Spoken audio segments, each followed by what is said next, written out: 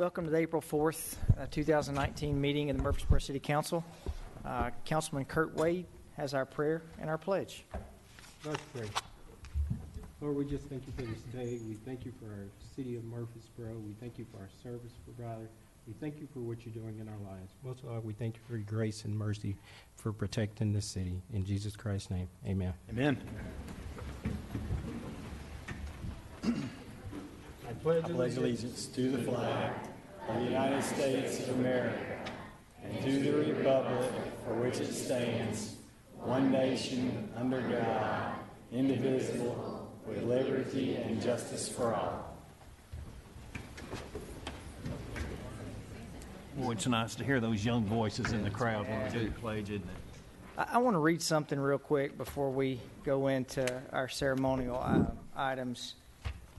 Murfreesboro lost a very important person in this community this past week. And so I want to read something. Whereas countless people in the city of Murfreesboro knew and loved Dr. Tom Johns and benefited greatly from his long career of helping athletes through sports medicine and orthopedics, as well as the many other contributions Dr. Johns made to the community, let it be known that Friday, April 5th, 2019, will be Dr. Tom Johns Day in the city of Murfreesboro. Dr. Johns was a wonderful man for all of us who as we had issues, or the many countless athletes that he ministered to. Want to really tell Betsy, the entire family, Mary Esther Reed that's her uncle. So we want to thank Dr. Johns and his family, and let all the residents tomorrow celebrate his life. All right, let's move into ceremony items. I think we have got a amazing group, and I know I was at Siegel Elementary a 3 weeks ago and got to see all the projects of all the students, and I can tell you, because I see the teacher out there, that I couldn't have done any of those, and they were phenomenal. So I know y'all are going to tell us a little bit about what's going on in our schools. We are. Thank you so much. It's a real pleasure to be here tonight. I want to introduce Dr. Tracy Huddleston. This would not happen without her. She is really the person at MTSU that organizes this, so I want to give her just a few seconds, and then I'll introduce Dr. Heather Knox, and we'll go from there. Tracy. Good evening. We welcome around 800 students in late February for the Invention Convention, and amongst those many students are Murfreesboro City School students. They are strong and proud and well represented here, so we're proud to have them, and I'm just so thankful to have this opportunity to provide this chance for the students to display and represent their problem-solving skills, their ingenuity. They're trying to be creative in solving these problems. So thank you for all your support. Good evening. The Invention Convention is an educational program designed to bring invention education to Tennessee students and allow those students to showcase those skills in a competition held at MTSU each spring. Students in the 4th, 5th, and 6th grades are invited to design, develop, and create a tool to make life easier or a new strategic game.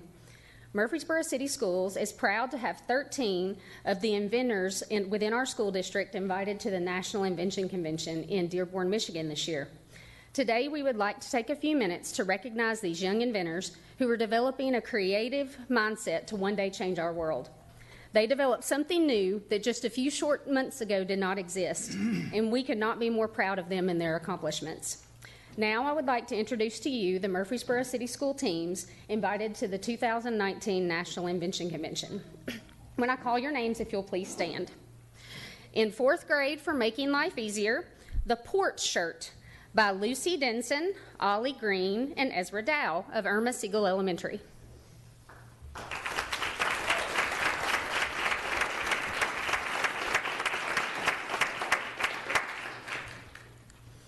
Next, in 5th grade, Making Life Easier, Concentrate on Your Air by Eli King of Discovery School.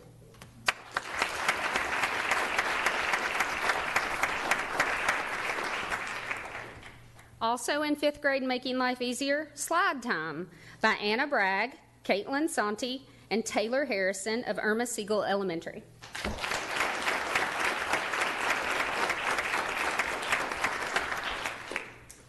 Also, Texture Ball by Trent Houston, Seth Nobles, and Parker Robinson of Irma Siegel Elementary.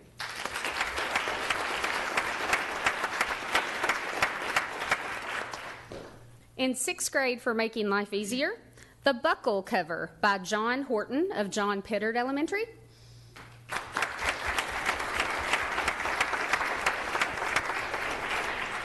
And also in sixth grade, Making Life Easier, The Auto Watering Plant by Jessica Gonzalez and Yusuf Ali of John Pittard Elementary.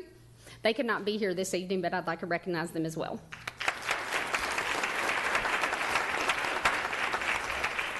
And do you have any questions for our young inventors at this time?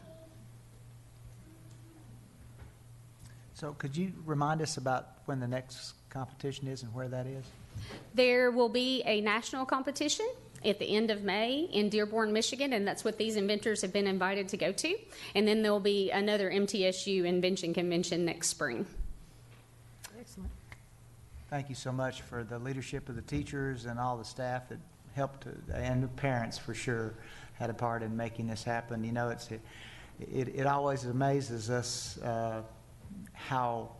what a special group we have in Murfreesboro City Schools that not only bring their intellect to their challenges, but also bring their heart to it. And some of these inventions kind of show that they had a compassion for something that needed to take place or happen, and they all engage not only their brains but their hearts, and I appreciate that effort as well for our young people. It speaks well for our future.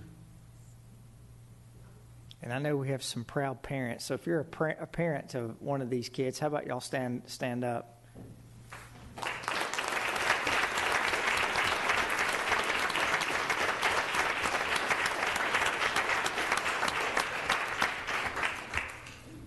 Thank you. Thank y'all very much.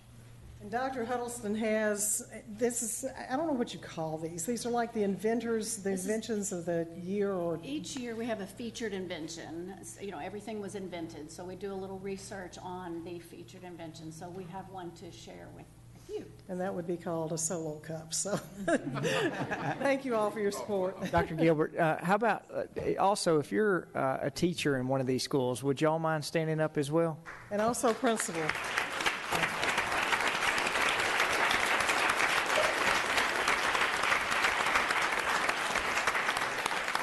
I think we have some principals who are, I see one back there. If you're a principal, how about stand up too?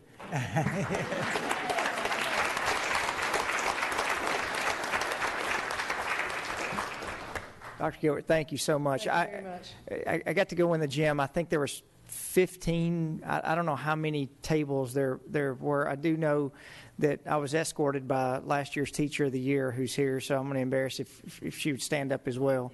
All right. There you go. But we got to see how enthusiastic. I know that the kids who did the slide, the invention where a special needs kid could buckle in and be able to go down a slide. I mean, something that amazing to have that thought of. So really was impressed, and I can't wait to come back next year, hopefully to all the schools to see all of them. So thank y'all for what you're doing. Thank you very much. All right. As much as I know that y'all would like to stay and watch our meeting, because I'm sure that's really why y'all are here, we're going to take a couple of minutes and let y'all clear out, because I'm sure that y'all have things that y'all need to prepare for tomorrow. So thank y'all for coming.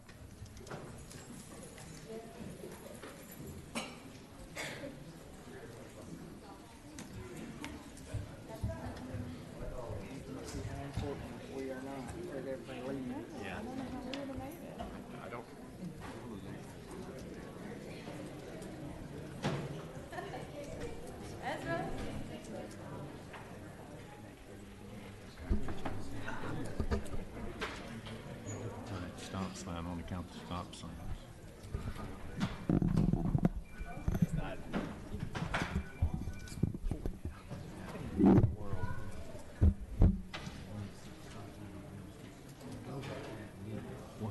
Therefore, I think there's a stop sign. I guess. That's the one I'm trying to find, because if you got one there, you're gonna have one here, and you're gonna have one coming out. There's gonna be at least three stops. That's what I.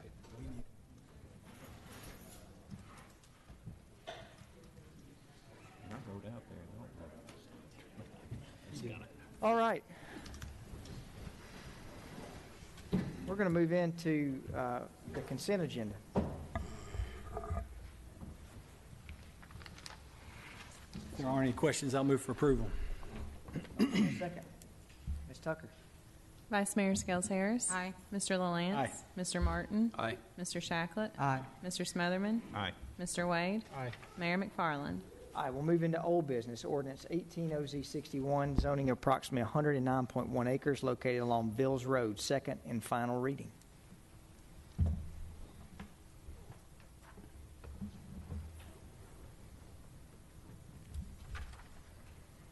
I'll just make a quick statement, and then we'll move on with this. But just going to say that, just to clarify, a couple weeks ago, my comments on this would be, after sleeping on it a night or two, is just basically that if we're going to have a road come through, that my preference would be going forward, that we have something in place to try to slow that traffic down if we can. And so that's what I'd be looking at going forward. And that's why I took the position I did last time.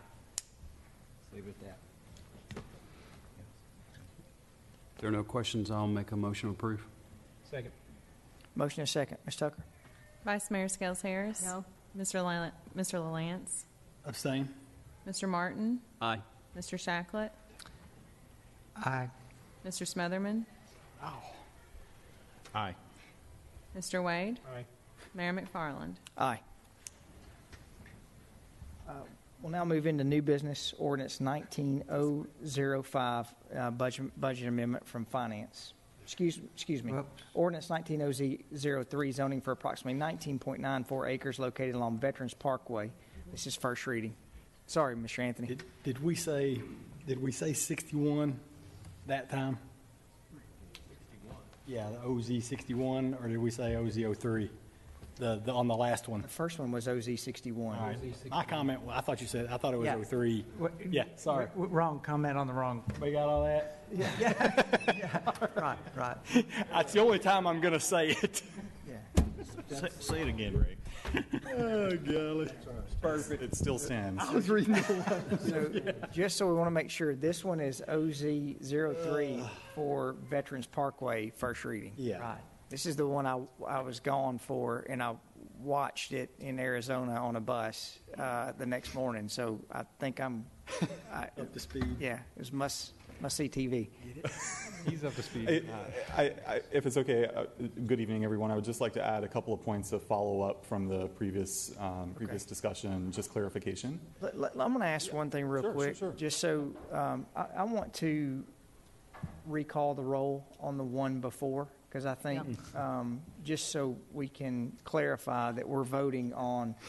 I'm going to recall for a motion for ordinance 18 OZ 61 for zoning for approximately 109.1 acres located along Bills Road, and this is second and final reading. Move for approval.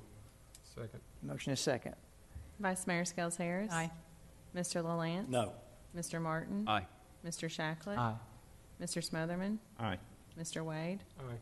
Mayor McFarland. Aye. All right, now we'll move into ordinance 19 OZ 03, zoning for approximately 19.94 acres located along Veterans Parkway. Mr. Anthony. Thank you. Just a couple of points. After the meeting on March 21st, we did ask the applicant's representative to consider revising the proposed street network to possibly deter drivers from using the development and the adjacent Martha's Haven neighborhood as a cut-through. It's my understanding that the applicant's representative was unable to find an alternative design that would accommodate that request.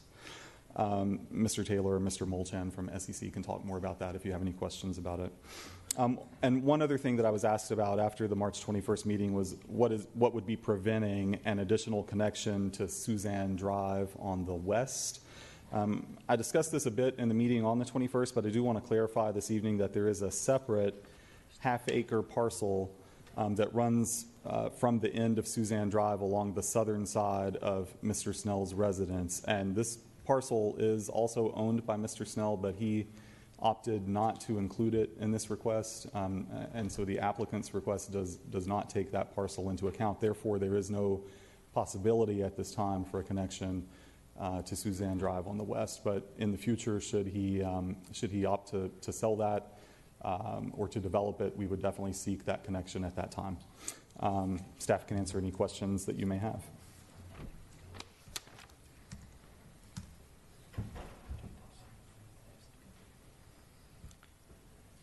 Any questions for Mr. Anthony?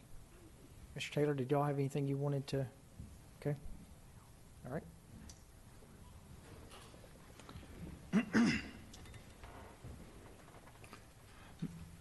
Mayor, just a point, since I know you've listened to the public hearing, but would it be, well, could I ask our city attorney to speak to the possibility or what would be the procedure to maybe open up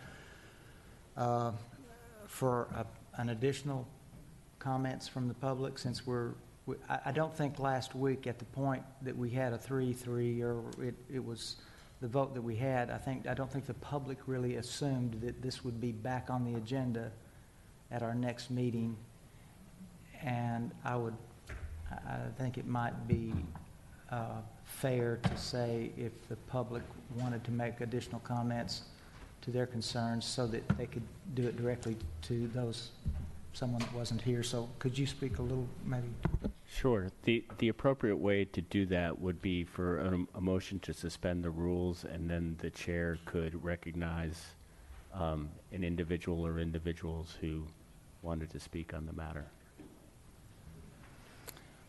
Okay, I would make a motion that we suspend the rules and allow our chair to make that designation for anyone that would like to speak.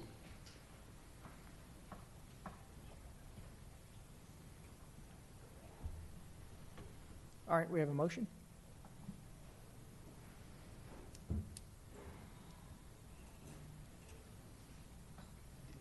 I'm sorry, I was trying to... Okay, I'm sorry, yeah. Are you talking for new people to speak or for the same people to speak again? I would say anyone that's here, to have an opportunity for the public to speak again to the motion, to the people that are going to be voting on it here that are present. I mean, surely you can look at a video, and I'm sure a lot can be gleaned from that. But like I said, because I'm not sure it was clear to the public that we were going to have this back on the agenda 1 week later, I think it would be appropriate for us to provide them the opportunity to make a comment if they so wished, and for that reason suspend the rules so that they would have an opportunity to speak. I don't think we're done. Would there be any concerns? I'm sorry, Bill, were you done? No, I was just thinking it's not for us necessarily to hear it again, but for the mayor to just have them have our opportunity to speak to the issue in person. Yeah, well, the mayor saw it on video, and we talked about it the following morning, I think. But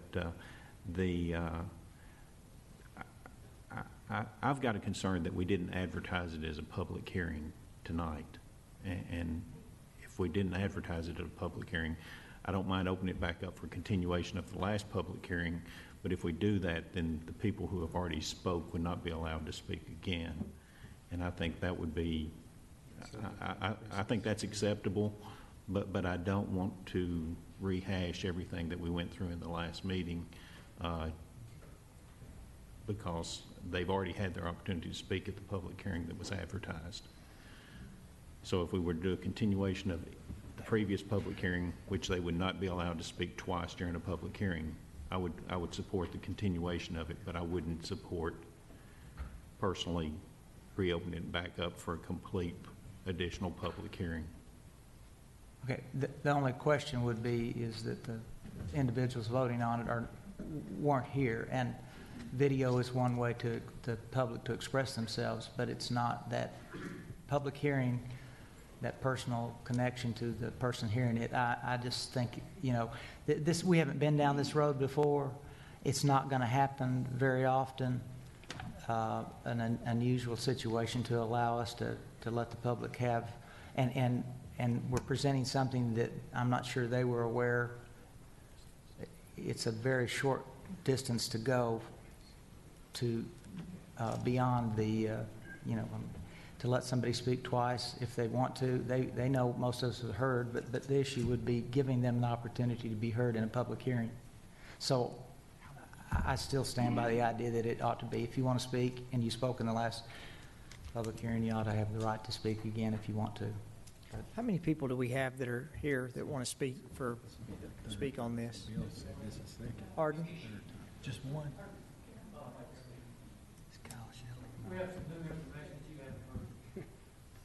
Okay, now we can't, we need to be really careful. So I want to tell the residents, I apologize, I was on spring break with my family, but I did watch the entire public hearing the next morning, so I don't want y'all to think that I hadn't seen anything. I did watch it, and if maybe, Bill, if the council would be acceptable to this, we have to. This is just my opinion. We have to be careful on reopening public and I get, because the last reopening the discussion on something that has already been discussed. I'm with you that what I was going to make the compromise, because unfortunately, my Drew is 6 years old, and the last time that we had a 3-3 vote on this council, I was in the hospital with Ashley and Drew at Vanderbilt, and the council decided that they wanted to postpone the airport vote because it was going to be 3-3. So here we are again. Could we make the? Let me speak to what Adam had spoke to, because I think that might need a clarification. We're not necessarily opening the public hearing. It's designating someone to speak. So would that be opening the public hearing? If we suspended the rules and he designates someone, the chair designates someone to speak, would that be reopening the public hearing? That's what I was going to ask. Is there one person that that the neighborhood would want to say as a spokesperson that as the chair, if we suspend the rules, that I could allow 5 minutes to speak, and that way that would be a good compromise, that we don't have to. The part and Bill, I'm dead on with what you're saying. I just want to be careful that we don't, every time that we say, if we had to defer something, that we're expecting to open up for because that can be troublesome. So is there someone that okay, could we, council, would y'all, could we get a motion to allow one person to speak? I make that motion. Do we need a motion for that, or can the chair just designate it? We just need to suspend the rules, please. Motion to suspend the rules, and the chair can recognize someone. I make that motion. And I second. All right. All those in favor? Aye. Aye. Okay. The chair, I'm going to allow one person to speak. You'll have 5 minutes.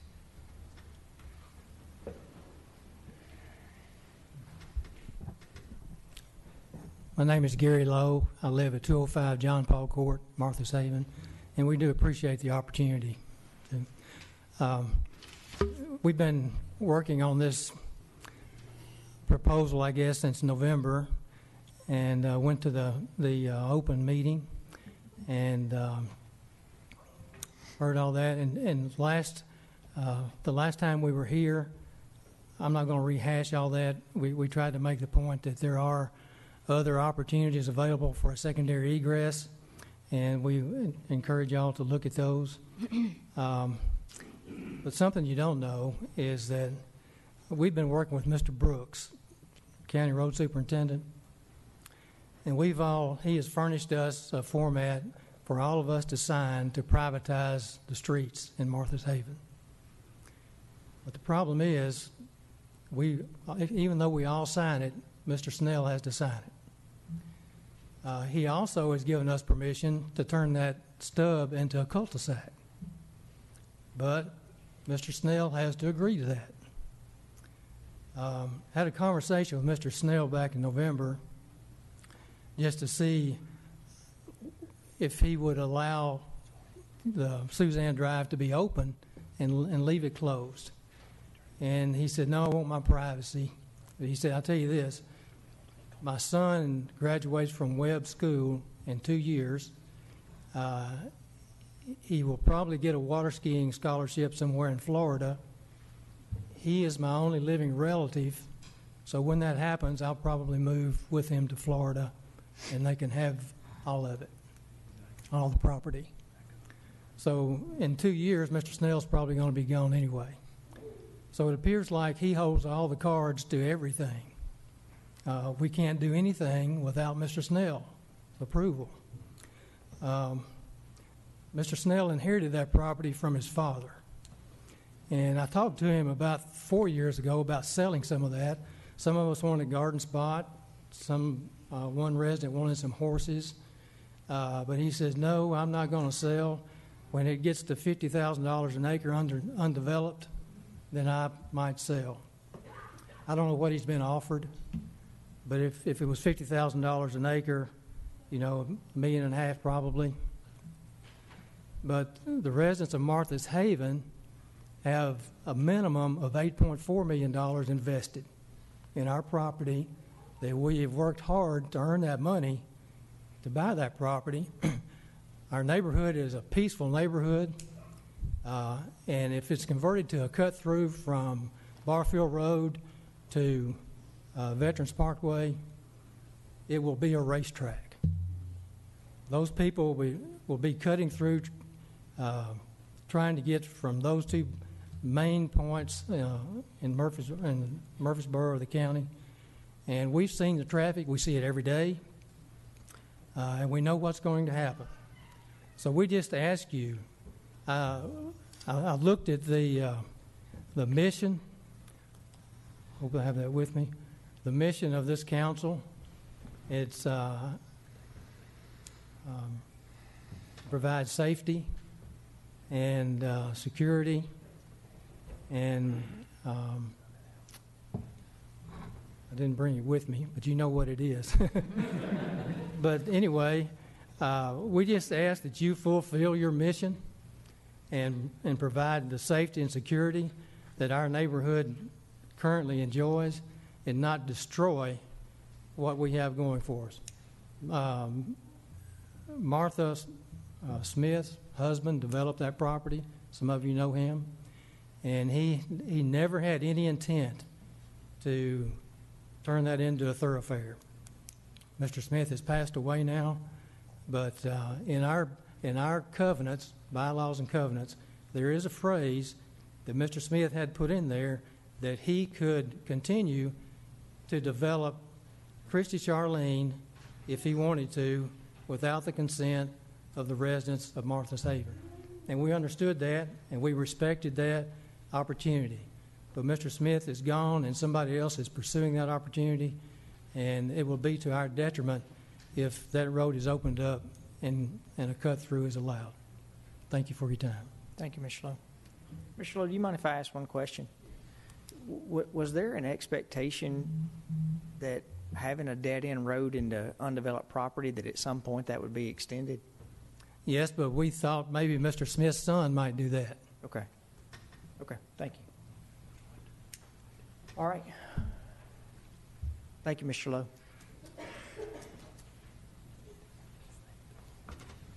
Now, Adam, do I need to do anything to, we didn't open a public hearing. It was just recognize one person to speak, so I think we can now just continue with our discussion. That's correct. Okay. Could we have either Mr. Anthony or Mr. Huddleston, one, come up and explain to us the reason that we desire having connectivity, and how many stop signs there would be if someone were cutting through Barfield Road over to Veterans Parkway? I'm seeing a minimum of 3 stop signs. I'm trying to understand why, as frequently as it's referred to as a cut-through, how that would be to anybody's advantage. I'll be happy to talk. Hopefully Sam is standing right over my shoulder and ready to take over if necessary.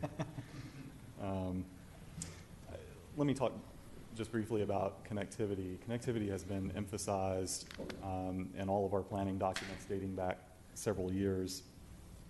In the subdivision regulations, existing streets that extend to a land tract or which are stubbed out to a land tract shall be extended into the land tract as the land tract is developed.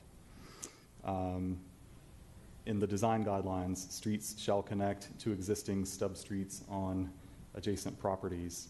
And in Murfreesboro 2035, development integration, encourage new development designs to accommodate pedestrian and vehicular interconnectivity with similar existing and future developments, provided that existing developments are not adversely impacted. So you can definitely argue the finer points of that latter phrase from 2035, but all three of those documents do emphasize connectivity, and that has been a recurrent theme for everything that's been approved in Murfreesboro over the last few years. With regard to how many stop signs, I think that you are right. I think that there are... Well, there's one at the end of Lori's Court coming off. There's going to be one at Christie where it runs into the development, and then there'd be one coming out of the developments, minimum. Out on Veterans. Out on Veterans. Correct. And I think the other point to make is that it is... I don't know that a raceway or speedway is really a fair characterization of how this road network would work. Christie Charlene itself has a pretty major curve. If you were coming into the new development from Veterans Parkway, you would come to three-way intersection and then have to make a hard right and then take that curve and then take another adjoining street back out to Barfield. So it's not that it's a straight shot. There are multiple impediments that would maybe make that not quite as desirable a cut-through as some other cut-throughs that we're familiar with.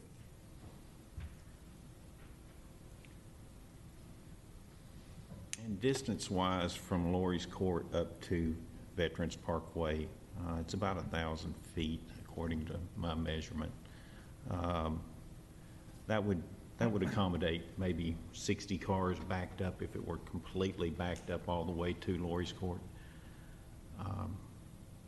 Normally, I mean,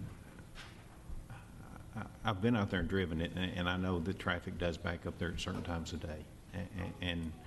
But I also driving through the neighborhood, you can't help but observe that there's no sidewalks. And in the sake of safety, would these residents in this county subdivision not have a safer environment by simply going up the street and walking on the sidewalks in this development that's being developed? I mean, it looks to me like there's a safer plan for them to be able to ride their bicycles and walk and without having to walk on streets with no street lights and no sidewalks. I mean, I know it's not creating a park for them. I get that. It's not a greenway system, but it is a walking system that a pedestrian could use as a much safer exercising area than what currently exists, it appears. I think that's a very good point. And another point that I would make with regard to safety and traffic, right now if you live in Martha's Haven, and I understand that the residents there are against it, and I hope that over time, if this is approved, that they'll come to see some benefit from it. If you live there now and you need to run a quick errand, run to a local dollar store, or whatever, you have to get in your car and you contribute to the congestion on the streets. If Mr. Hazlett's commercial development at the front with some small neighborhood commercial outlets works out, then maybe you can walk to those instead. I think that that's one of the benefits that we haven't talked a whole lot about with this development is if indeed this neighborhood commercial does develop, that can take a few cars off the street. I think another point, you're going to say something, Eddie? Well, I've got one more question, but it's for Mr. Kerr. Are there any planned improvements or changes that we would be expecting to take place at Barfield and Veterans? We've actually been working with the county. It's been a kind of a long process where, of course, we installed a signal and they were going to do some roadway improvements in that area. But this has been a couple of years or so we can re-engage with them on that. And the city will be responsible for purchasing some right-of-way so that they can build certain improvements to that intersection. So there is an opportunity potentially of having a right out coming off Barfield There's that an would, opportunity to have additional stacking lanes. and additional capacity within that intersection. right, which would significantly reduce the amount of vehicles that back up during a light cycle. Yes, sir. And Mr. Kerr, if I remember correctly, it was not too long ago, we actually, even though it was in the county, we constructed that intersection and the signalization of that intersection. That is correct. We built the signal, and the county is going to help us improve the approaches because it is in the county. One general comment I think that influences me, I know one of the big concerns of the residents is certainly safety and the traffic, the walkability of the current neighborhood. You know, John Paul Court, these measurements are not perfect, but that's a cul-de-sac court that's got over 500 linear feet of space that theoretically the only people that are turning on John Paul Court live in John Paul Court if people do traverse that neighborhood. And that's really more linear feet of road than if you come to the stub of Christie Houston where it starts to where it hits the curve at where it comes around.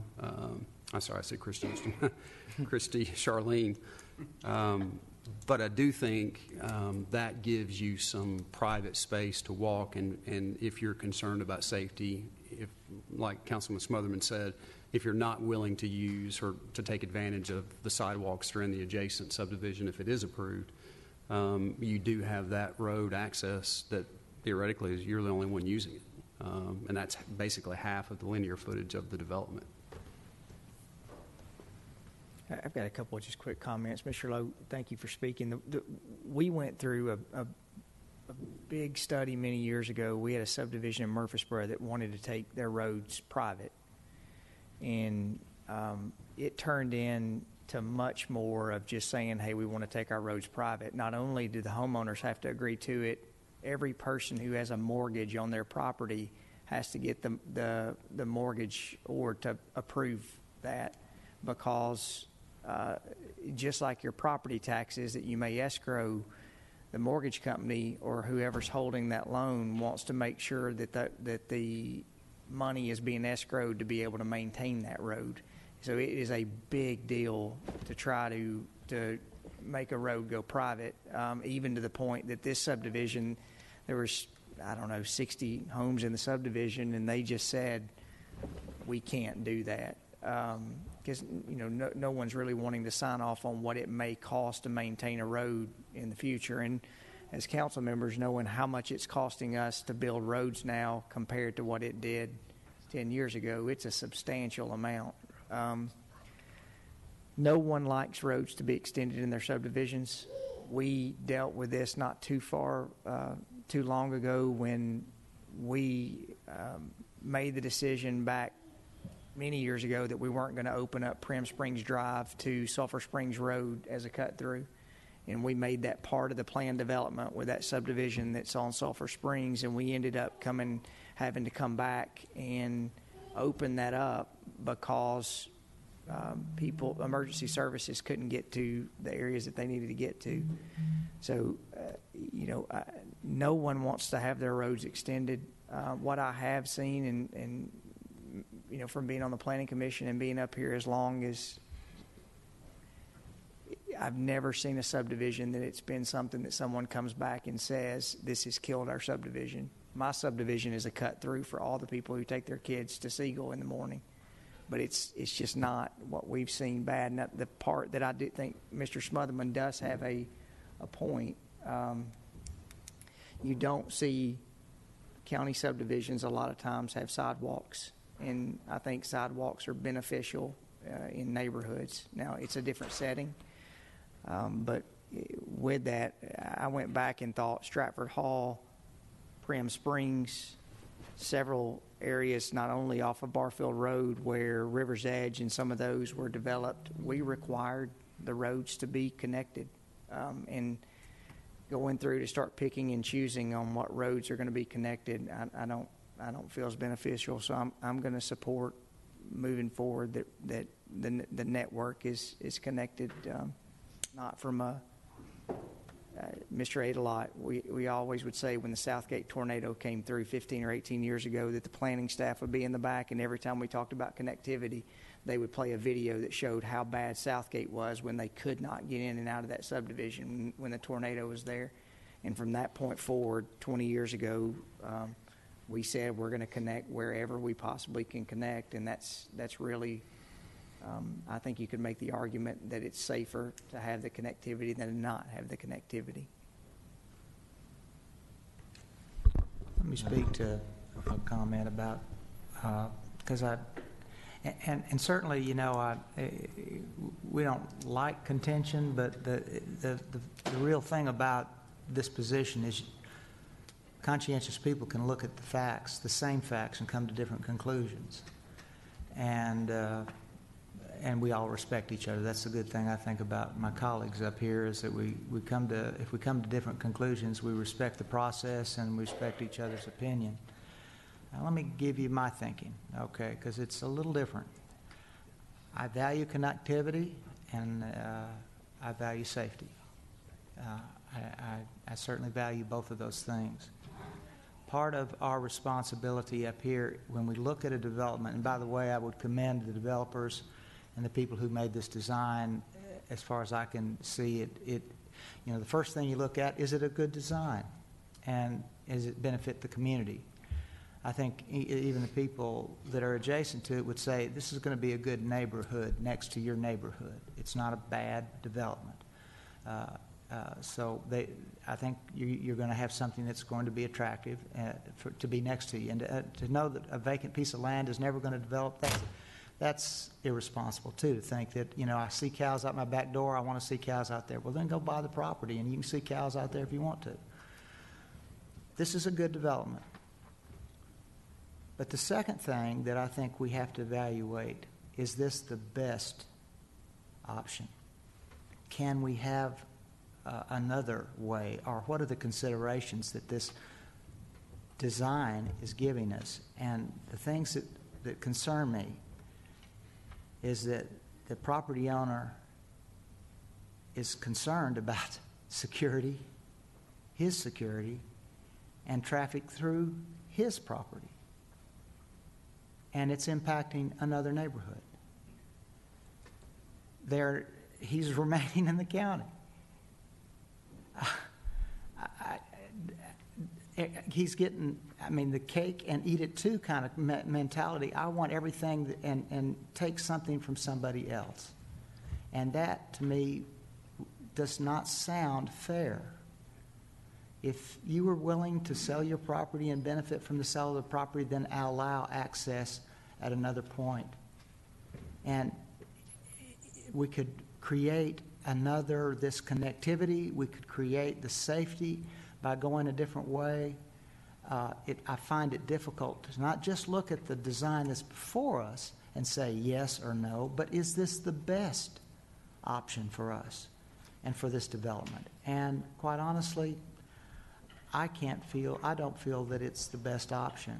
But again, I would commend the developers. I think they've done a good job. The engineers, the people that have done the work on it, it's a good development. But I think we're giving preference to one property owner at the expense of multiple property owners. And that, in my estimation, doesn't seem fair.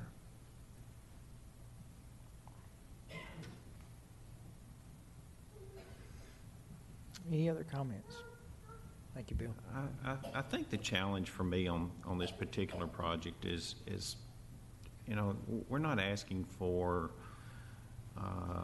apartments here. We're not even asking for townhomes here. We're asking for single-family homes. And the one complaint that I hear about Murfreesboro's growth is we've got too many apartments. Stop building apartments. Stop building these big structures. This is a neighborhood that went through the process and went through all the scrutiny that the Planning Commission puts a developer through. It wasn't something that was taken lackadaisical. It wasn't something that was not taken seriously. And we looked at every aspect, and And I know this whole conversation that we've had so far has been primarily about a stub street and whether it's going to connect. We haven't discussed the construction materials being used in the project. We haven't discussed the curbs and the gutters, the sidewalks, the amenities that this neighborhood is bringing that doesn't exist currently, the playground, the pavilion, I think there is, the walking trail, and I think this is and it addresses the water issue on the back of the property with the detention pond, that there's no control of water currently, but this is an engineered design structure designed to help maintain the retention of the water and release it at a rate that would reduce the potential of flooding downstream.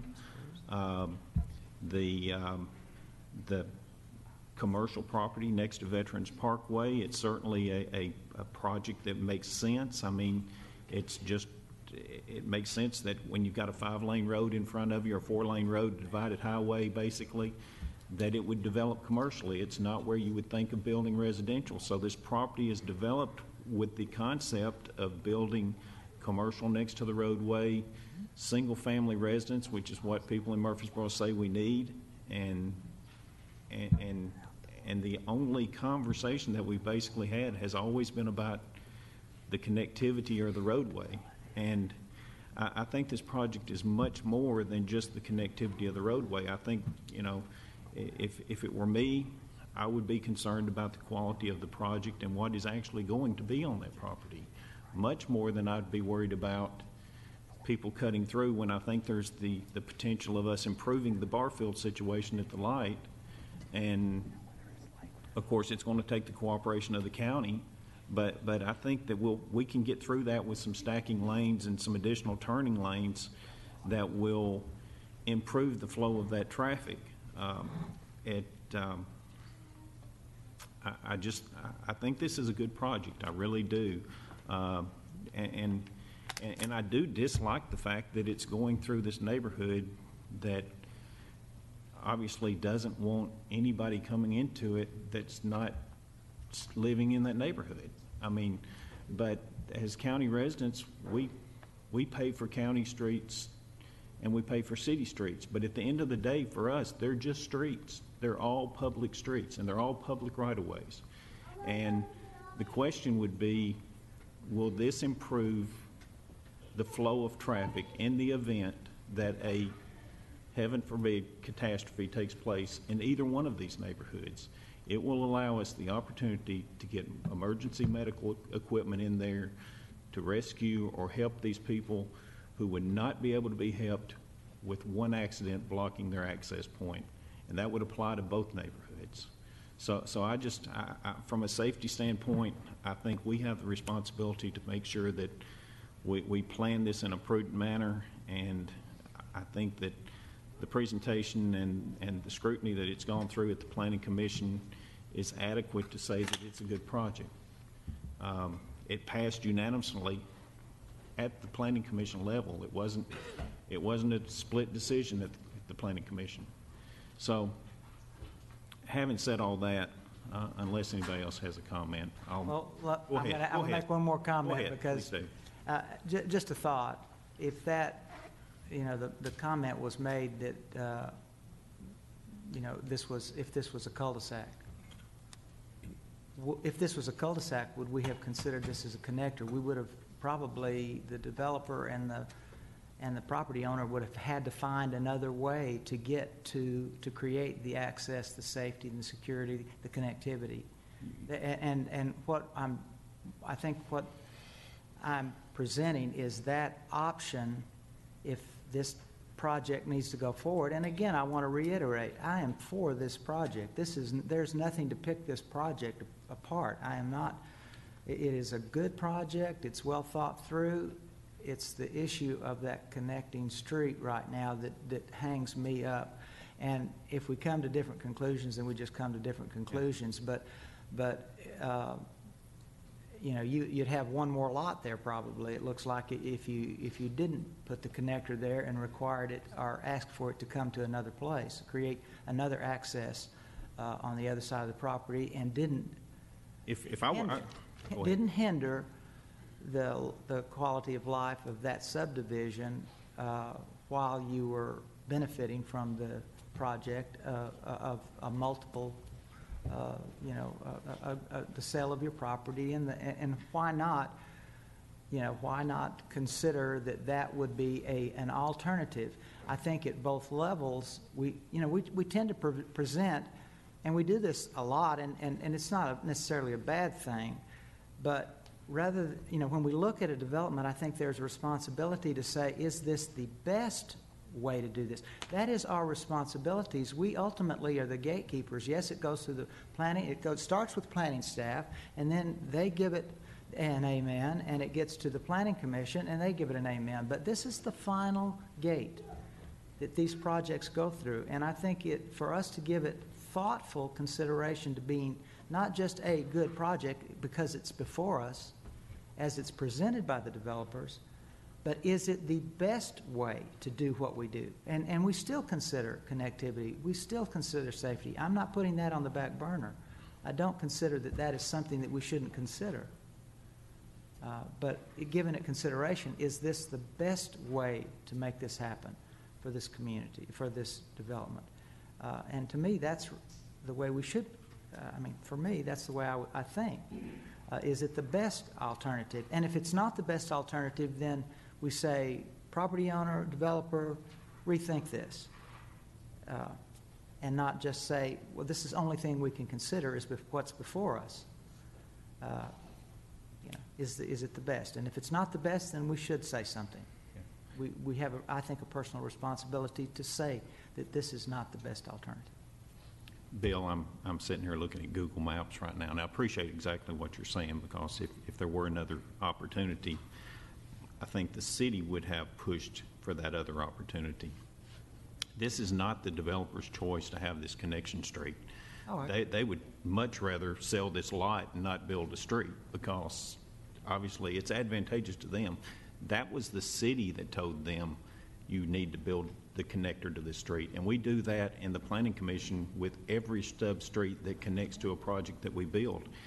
You can tell that Christie Charlene Street was intended to be a through street, and the reason I say that is because there's not room for a cul-de-sac. If you look at it on Google Maps, there's not enough distance from the end of the driveways unless you have these driveways running. There's no room for a cul-de-sac there on the property that is currently developed.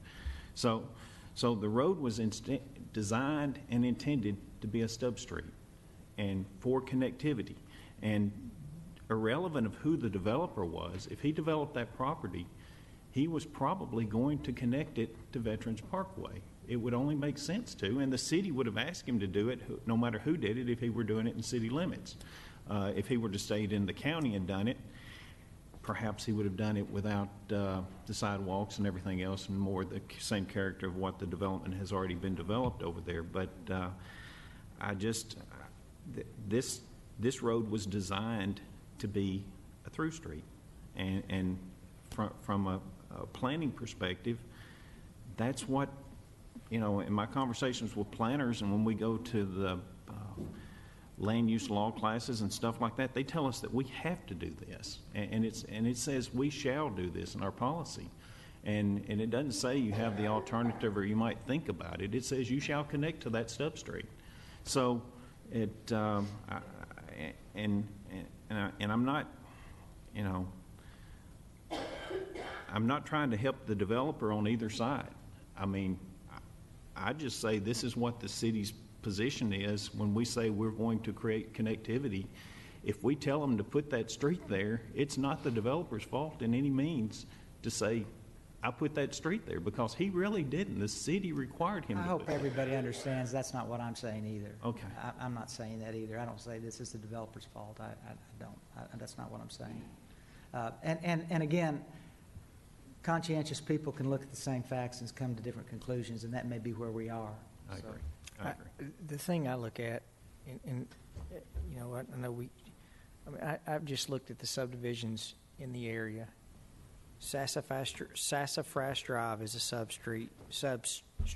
River Downs Boulevard was a stub street that was extended. Christy Charlene is a stub street. Greenview Drive is a stub street. Parkwood Drive is a stub street, and Jurgen Road is a stub street to property that's not been developed.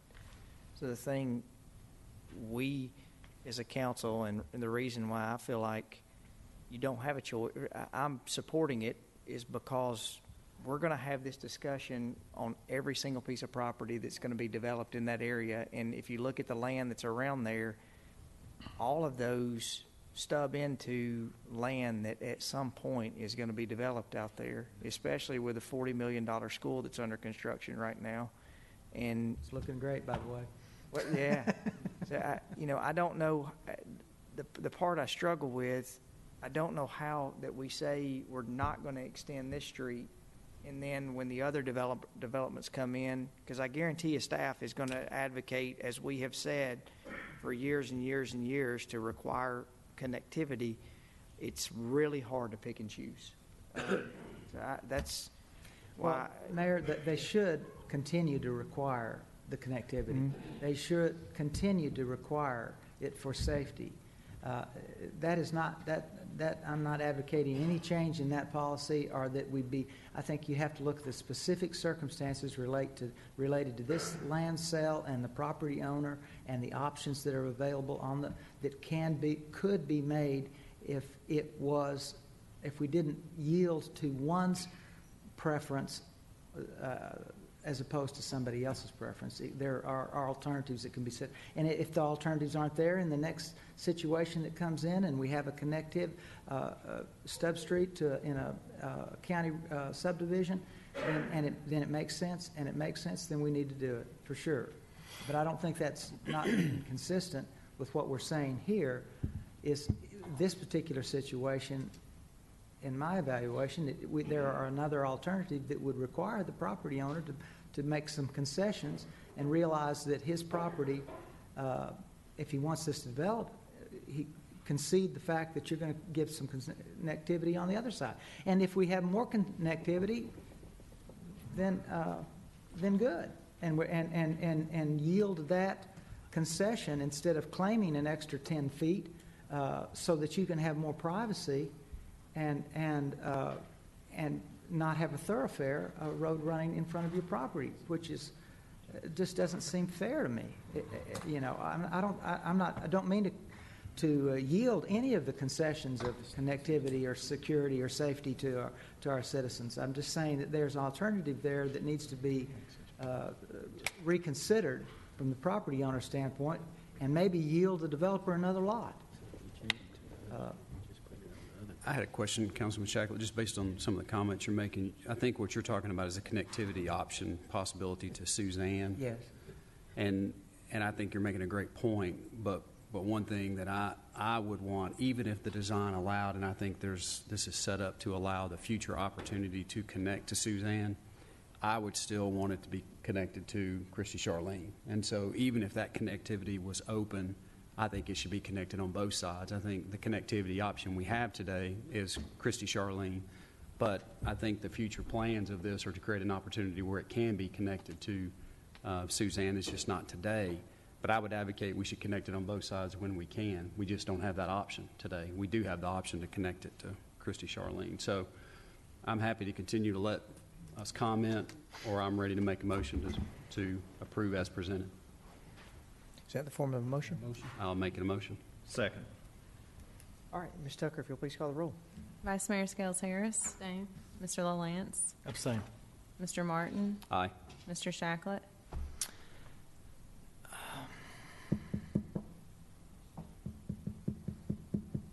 Because I support the development, I'm going to abstain. Mr. Smotherman. Aye. Mr. Wade. Aye.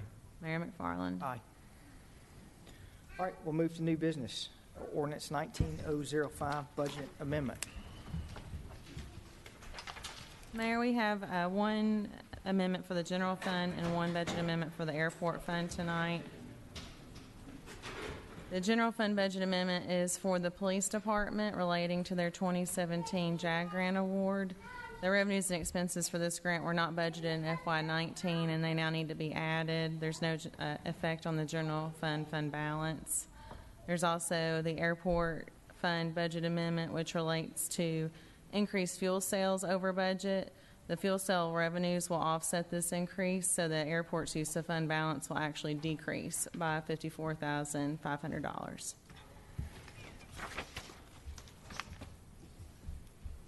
All right, do we have a motion? So moved.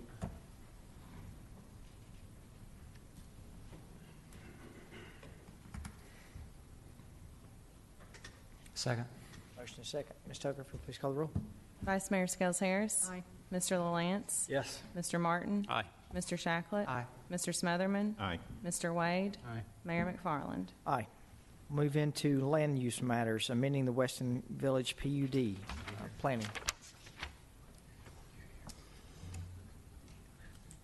The applicant for this project has requested a PUD amendment for a 6.9 acre portion of the Weston Village PUD. This is located on the south side of New Salem Highway, west of Weston Boulevard. The affected portion of the PUD is located on the north and west sides of the development. The Weston Village PUD was approved in 2006. Page 12 of the pattern book that hopefully you have a copy of that was submitted by the applicant shows the layout that was approved originally. For the portion you're considering tonight, the pattern book originally included 3 single-story commercial structures and 2 3-story mixed retail residential buildings. In all, the original plan included 5 buildings with 56,000 square feet of commercial space and 24 dwelling units. The amendment you're looking at this evening would replace those 5 buildings with 4 buildings, 3 of which would be mixed commercial residential and 1 of which would be all residential. The number of dwelling units being proposed tonight is an increase to 85, so that's 61 more than what is currently approved. But the amount of commercial space is decreasing to 30,800. All of the proposed buildings would consist of 3 stories. The Planning Commission held a public hearing for this item on February 6th, 2019, and then voted unanimously to send this forward to you with a favorable recommendation. At the Planning Commission meeting, I do want to point out there was a brief discussion regarding the compatibility of the architecture of the proposed buildings with that of the existing townhomes, and I'm going to ask the applicant's representatives to address that during their presentation. Rob Molchan from SEC and Candace Shriver and H. Michael Heineman from H. Michael Heineman Architects are here to talk more about the project. Staff can answer any questions that you may have.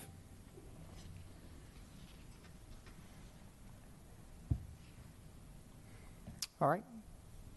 We'll need to open. Mr. Molchan, do you want to go ahead and present? Thank you, Mayor McFarland. Good evening, Council. Rob Molchan, SEC. I'm accompanied tonight by Ms. Candace Shriver, H. Michael Hyman Architects. Mr. Michael Hyman is here as well, and Mr. Matt Taylor from my office in regards to presenting to you tonight the amendment for the PUD for Weston Village. All right. Background information real quick. We'll go through this. You can see the site itself is a remaining remnant of the original Weston subdivision and portion of the overall Weston Park development, as it's located along Highway 99 between Armstrong Valley Road and the Weston Boulevard entrance, as you can see here. But in a broader scope, it's more contiguous to the major thoroughfares of the Veterans Parkway and 99 intersection just to the east of that intersection. A little close up in regards to that. You can see the existing townhomes and such just to the south of the yellow area where we're looking at tonight in regards to the amendment to the PUD, along with the rest of Weston Park to the east and south of the townhomes on that side. You can see the rest of the remaining subdivisions in the area that are part of the city at this point. Zoning-wise, you're kind of more or less encapsulated by a PUD in regards to Weston itself, but also to the west. You have a larger area of the commercial highway tract, which is associated with the major intersection of Veterans Parkway and Highway 99. In regards to the land use plan, we are in compliance with the land use plan. The land use plan reflects a mixed-use commercial character area, which is what we are proposing tonight in regards to the original plan, but amending that to make modifications to that. I guess the key characteristics that are important in regards to this character area are the fact that it wants to include public spaces framed by buildings, multi-story structures, pedestrian activity related to public plazas, and on-street parking, all of which are the characteristics we're proposing tonight in regards to the amendment to this PUD. Give you a couple quick pictures of the sites themselves in regards to the existing character. This is looking at Monrovia Drive, which is the backside of our proposed development. You can see the existing townhomes as part of the original portion of Weston Village on the right-hand side and the site on the left-hand side. A couple other slides to kind of show you the character. This is the view into the site from Highway 99, roughly about where our entrance off of Highway 99 into the development would be. And this is a view from Weston Boulevard back across the site. And again, an opposite view looking west along Monrovia Drive with the site on the east, on the right-hand side, and the townhomes on the left. And this is a view of the village green that was provided with the original townhome, the little triangular green space you see on the plans. This is the fully developed green space. Going back to the original plan, as you can see here, the area outlined in red is the area we're looking at tonight in regards to the original plan. As Donald talked about, we did have 5 structures previously, 3 of which were 1-story, solely retail or commercial type elements. The other 2 buildings you see in purple were 3-story mixed-use buildings that were retail opportunities on the lower floor, on the first floor, and a condo or residential element on the 2nd story on that side. And the gold buildings behind you can see are the footprints for the townhomes that have been built to today. Moving forward to the plan tonight that we're proposing to you, as you can see, we reduced the plan down to 4 buildings, all 3 stories. Each of the first 3 buildings you see lining Highway 99, those are 3 stories with retail and office and commercial and restaurant opportunities available on the 1st story. The 2nd and 3rd story will be for sale condo units on the 2nd and 3rd stories of these units. The last remaining building, which is Building D, which is south of Monrovia Drive, you can see that's kind of isolated by itself there. That is a solely residential 3-story structure. So there'll be 3 stories for sale condo units on that side. And I'll talk a little bit more about the amenity features later on in the presentation on that side. And again, that's the area we're looking at. As Donald talked about, we are asking for an increase in the amount of residential units going from 24 to 85, but we're also decreasing the commercial space by over 20,000 square feet on that side as well. So kind of trading off. Proposing this to be developed in 2 phases. As you can see in the blue or the purple area on the western side of the property, that would be our phase 1. That would be associated with buildings C and D. And then the opposite side, A and B buildings, would be our phase 2 development on that side.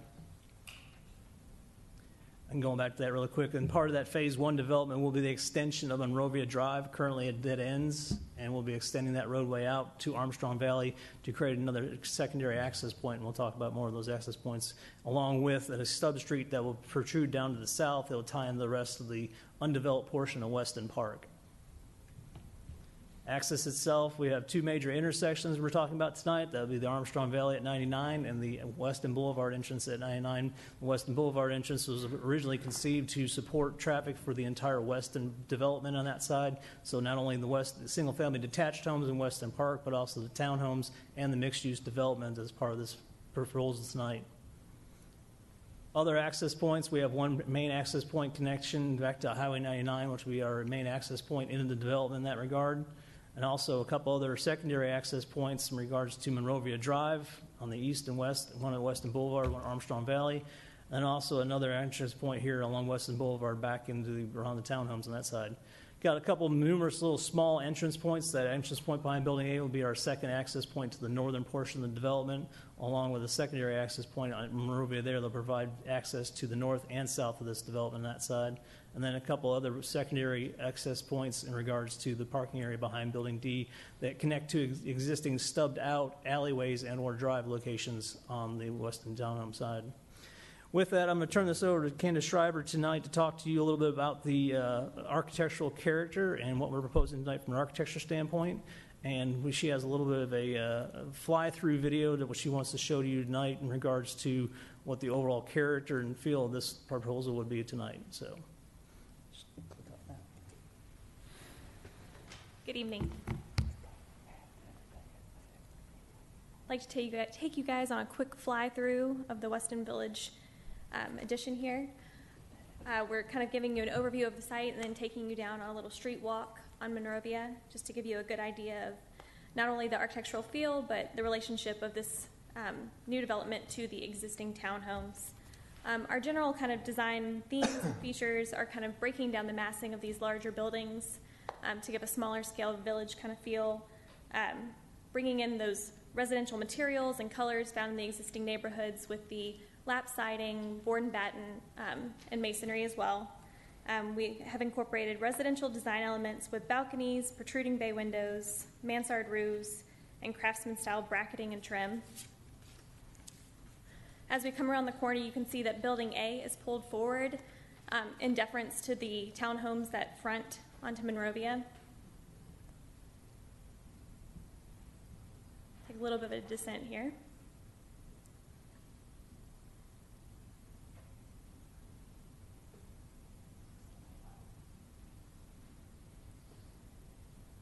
This is a lot better. I'm afraid of heights.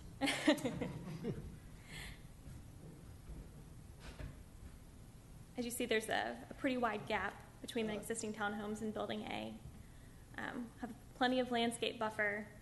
As we walk around the back of the buildings, the architectural treatment is very similar to the front of the building, the same materials, awnings, residential materials brought down to the ground to give that kind of scale and feel. Coming up on the right, you'll see one of our kind of pocket parks, or courtyards, if you will. And to the left, you'll see Building D, which is the solely residential with its amenity deck.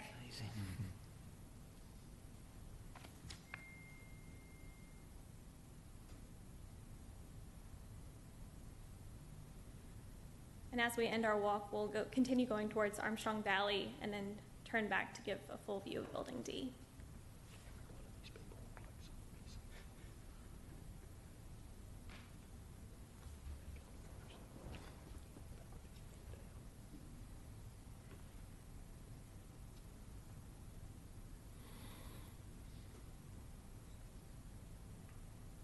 And that corner piece is a terrace for the residents.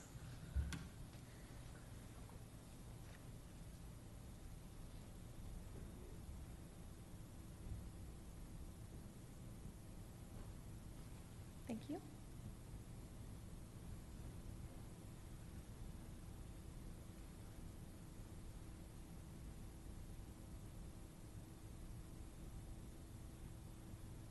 Taking a view, kind of a walk through some of the more still images. This is the corner view of Building A, the courtyard between buildings A and B, the courtyard I pointed out earlier in the video between buildings B and C, and then the corner of Building C. This is the view from about where you are in the Fountain Park towards Armstrong Valley. And this is the relationship, the section at the top between Building A and the existing townhomes. And the view at the bottom is on Monrovia towards Armstrong Valley. This is the view from the pocket park, or from the Fountain Park back towards Building A and its relationship to the existing townhomes. And I'm going to go over some of the amenities with you as well. We have an extensive kind of plaza and sidewalk system as an amenity. The pool deck for the condo residents, as well as the terrace, and then a pet park down at the bottom of the screen.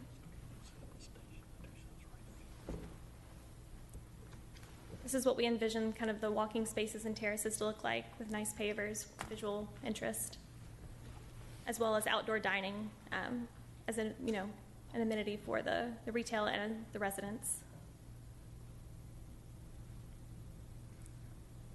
We're envisioning kind of the pool and deck area to look something like this, with fire pits and grills, as well as a fitness center and clubhouse within the Building D, and a third-story terrace. Wouldn't quite be as big as this, but just as nice. Now we'd like to open up the floor for any questions.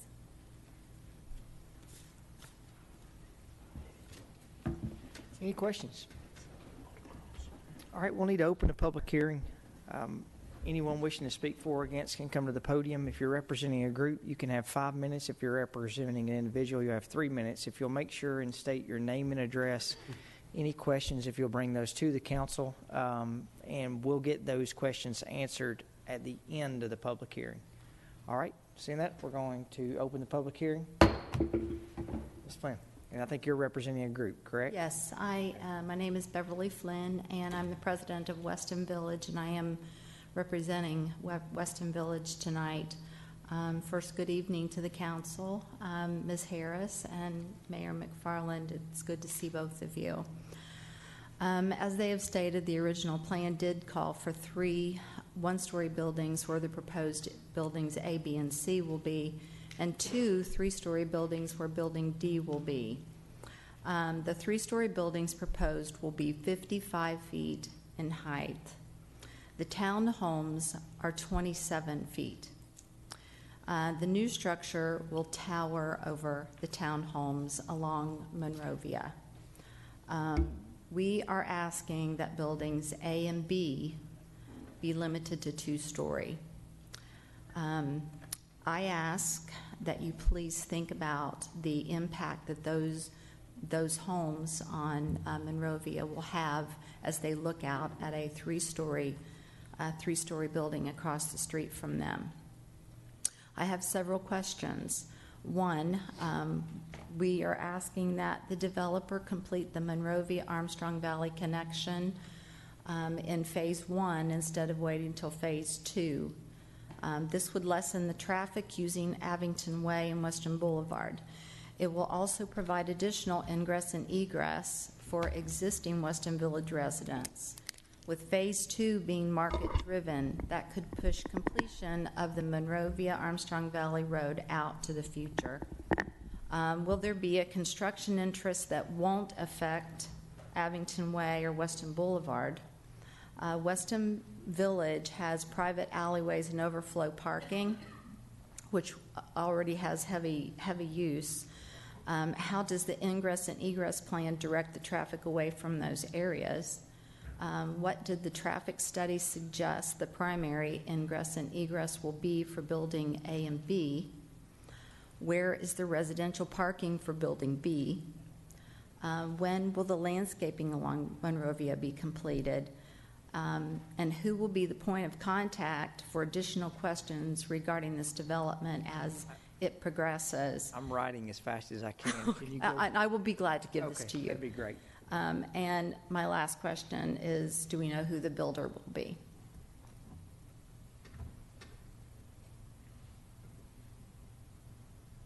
Thank you, Ms.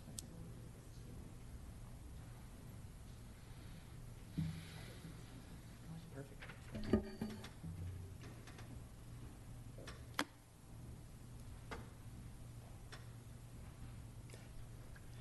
My name is Gary Middleton. I live at 3122 Abington Way in the Village. As a side note, the last time I stood in front of the City Council of Murfreesboro was in 1986. Just to give you some idea, my batting average, I was proposing that the city close down Ridgely Drive, completely eliminate it, dedicate the land to State Farm so we could expand our regional office. Well, you all know what happened with that idea. Of course, you don't, because most of you were in high school in 1986, so you wouldn't remember the office across the street from Haynes Hardware. Basically, I'm not here tonight representing State Farm. Obviously, I'm here as a resident in the Village, and we called it the Village when that was first. I think Shane, you remember when that was first platted as a PUD with 3 different modules, et cetera. The Village is the smallest component of the joined townhomes. And it is a village, and we'd like to keep it that way. The basic reason I would like to see it discharged or not approved is very simple, one word: traffic. And I know as representatives of the population of the city of Murfreesboro, you all probably haven't heard very many comments about traffic congestion being in the top 5 concerns about Murfreesboro, and it has grown significantly. I've lived here 42 years, and used to be Broad Memorial and you could get to any place. And thank God we did a good job on Medical Center Parkway with the avenue. Rob did a good job of defining the zone, but if you will, bear with me. Just listen to this list of traffic magnets that exist in this corridor that are primarily bordered by 3 major arteries. There are 9 multifamily apartment complexes, and I know this is not an apartment complex, but it does have traffic magnet component. 3 of those 9 apartment developments have just now started leasing, so their traffic volume is not actually anything but an estimate. Only time will tell, as all these magnets I'm defining will solve the problem. At one time, according to RealTracs, the real estate volume Bible that we live by, the zoned area that we're talking about, areas 24 and 25, had the single largest accumulation of rooftops in the state of Tennessee. I'm sure that hasn't declined much in terms of a record today. We have a Kroger, a Publix, a Walmart. Soon we'll have 3 city elementary schools. Each one has its own offload and onload, pickup and drop-off, traffic congestion and pickup issues. And, of course, the largest congregational church in the state of Tennessee, World Outreach. There's a phrase that a lot of baseball fans are well aware of that I think is applicable here, and it's applicable in planning and traffic and the diagnostics that go into planning it for a community as a whole. You probably remember that movie with Kevin Costner, If You Build It, They Will Come. I have a new component, I think, that's applicable in Murfreesboro. If you build it, how are we going to get there?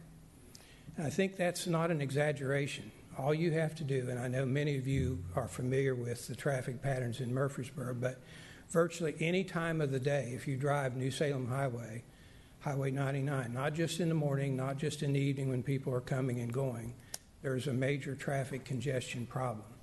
I don't think that's going to go away by tripling almost the number of residents that we're going to put in beside our little village. With all due respect, I respectfully request that you turn down this approval. Thank you. Thank you, Mr. Milton.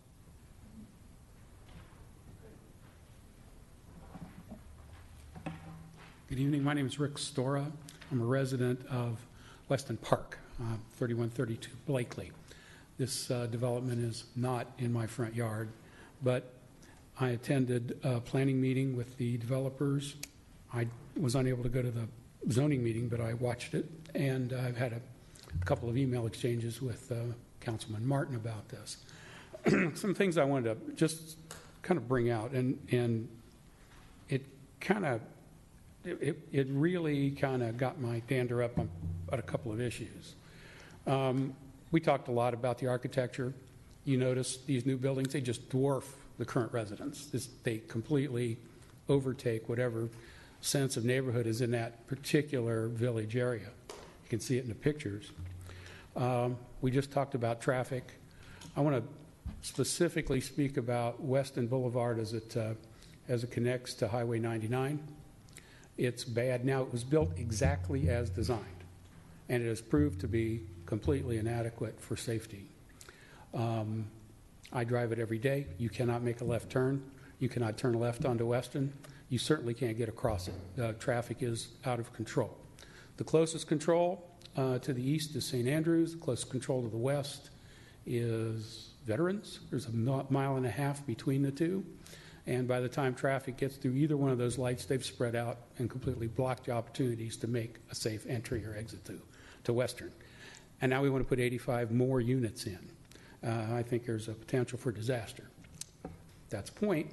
But we brought this up at the planning meeting, and what really kind of got me mad was, well, it's kind of bureaucratically inconvenient, and then we'd have to bring in TDOT as well. Completely blew off the request. So I encourage you maybe to renew that request and get a decent traffic study done there, possibly think about putting a control in. The issue of density and the nature of this development also brings up another issue. If you look carefully at the plan, you'll see that the units are pretty small.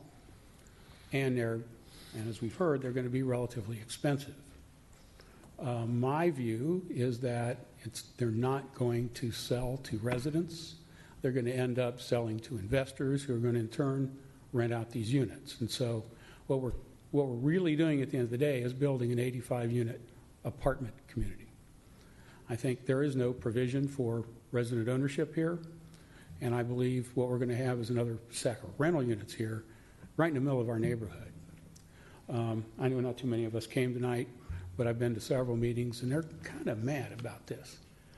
We were very, very, very disappointed at the way we were treated at the planning committee. Every single concern was blown off, passed off, or excused. Not a single one was taken into account.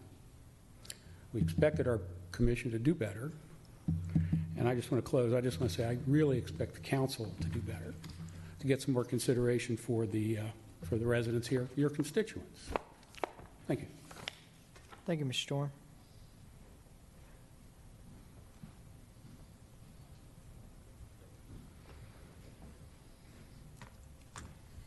Good evening. My name is Mark Barstow. I'm a homeowner at 2709 Abington Court. I also represent the board of Weston Park, which is 150 homes. Let me first state we are in favor and welcome for a mixed-use development that complements our neighborhood as designated in the original plan and within the scope of the 2035 comprehensive plan. We've discussed what the original plan was, so I won't go over that.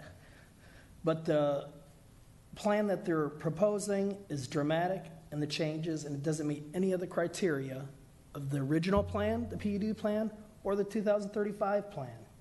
It's just creating an albatross in a small space, which they've said. And the buildings, the original plan said that they had to match the homes and townhomes. They do not do that.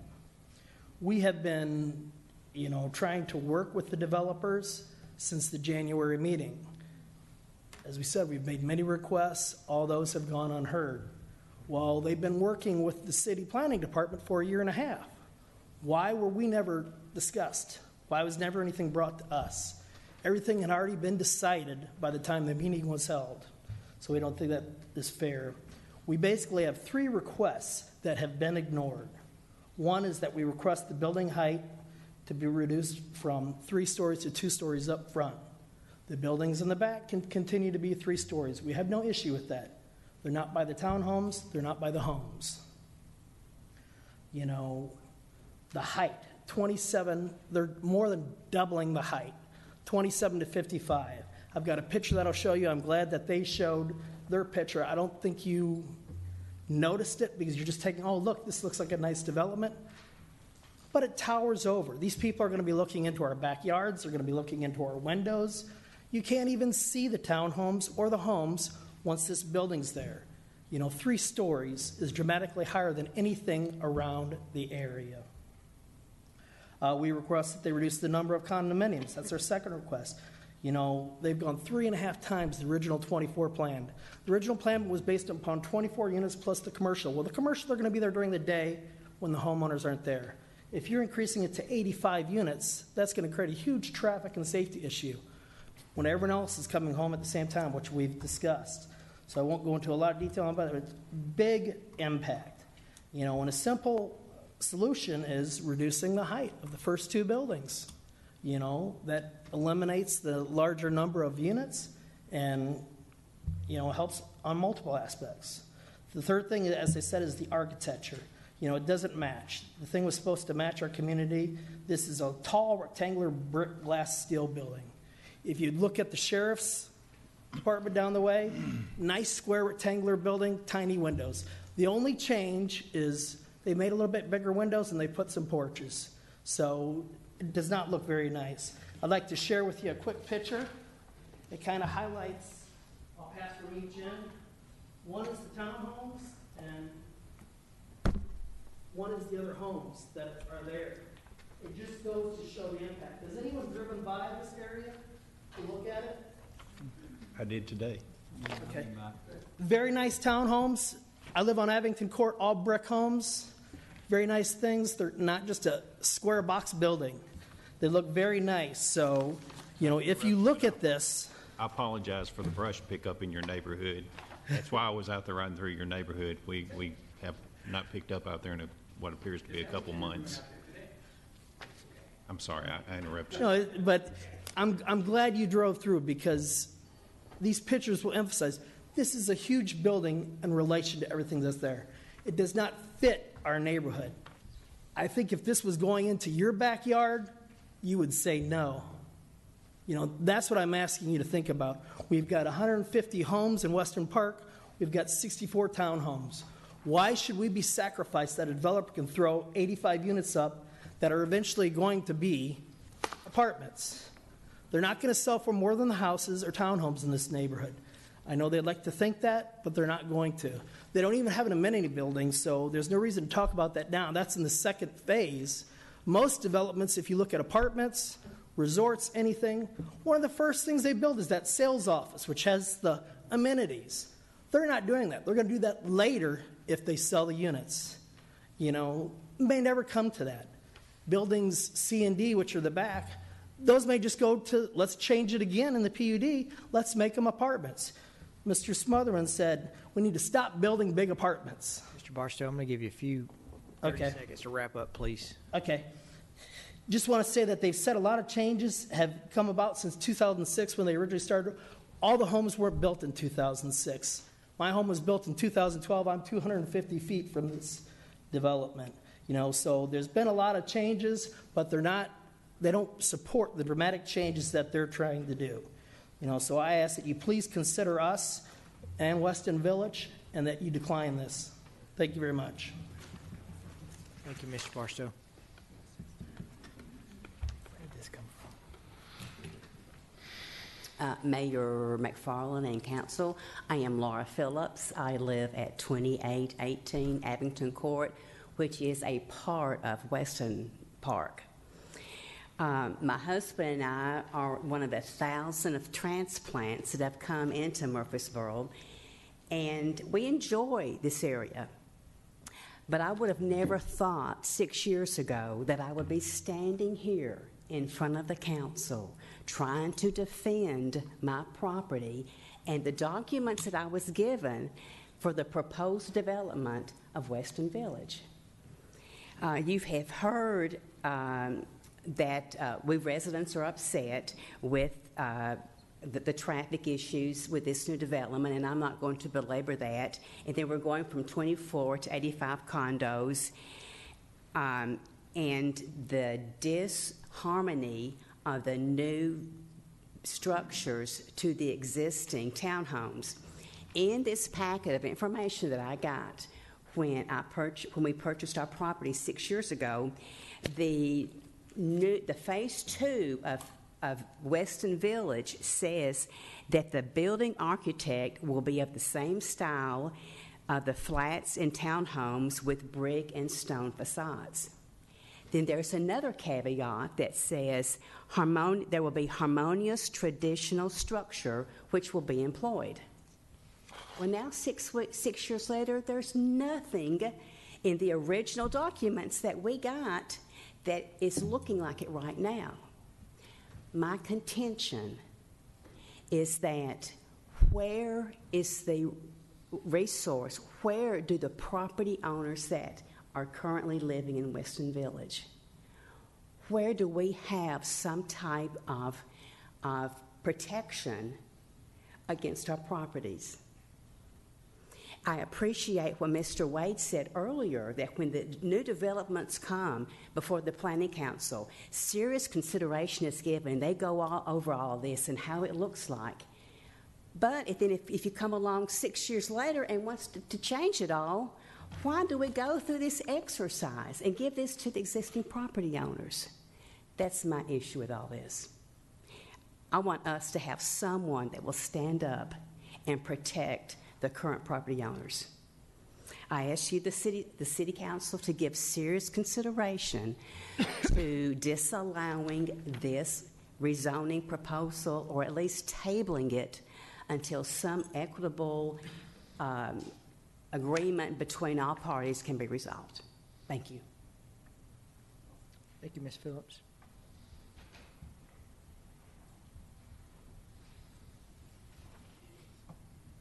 Hi, I'm Colleen Patterson. I live at 2740 Abington Court. This will be short and sweet. The other thing to consider is the green space issue. I know there's a pet park, but I haven't heard or seen anything related for children for that particular area. It's under proposal. So, thank you.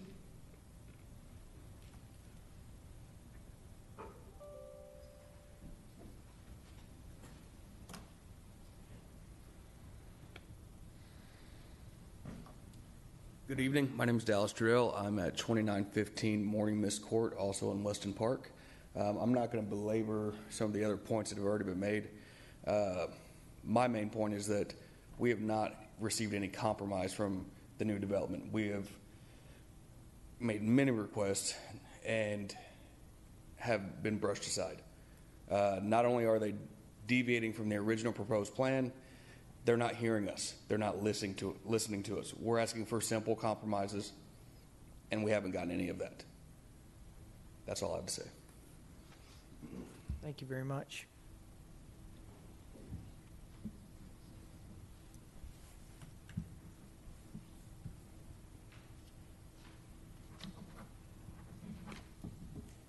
Anyone else wishing to speak for or against? All right, seeing none, I'll close the public hearing. And we'll need to consider now ordinance 19OZ04 on this PUD amendment. I've got several questions that I've made notes to. Construction entrance.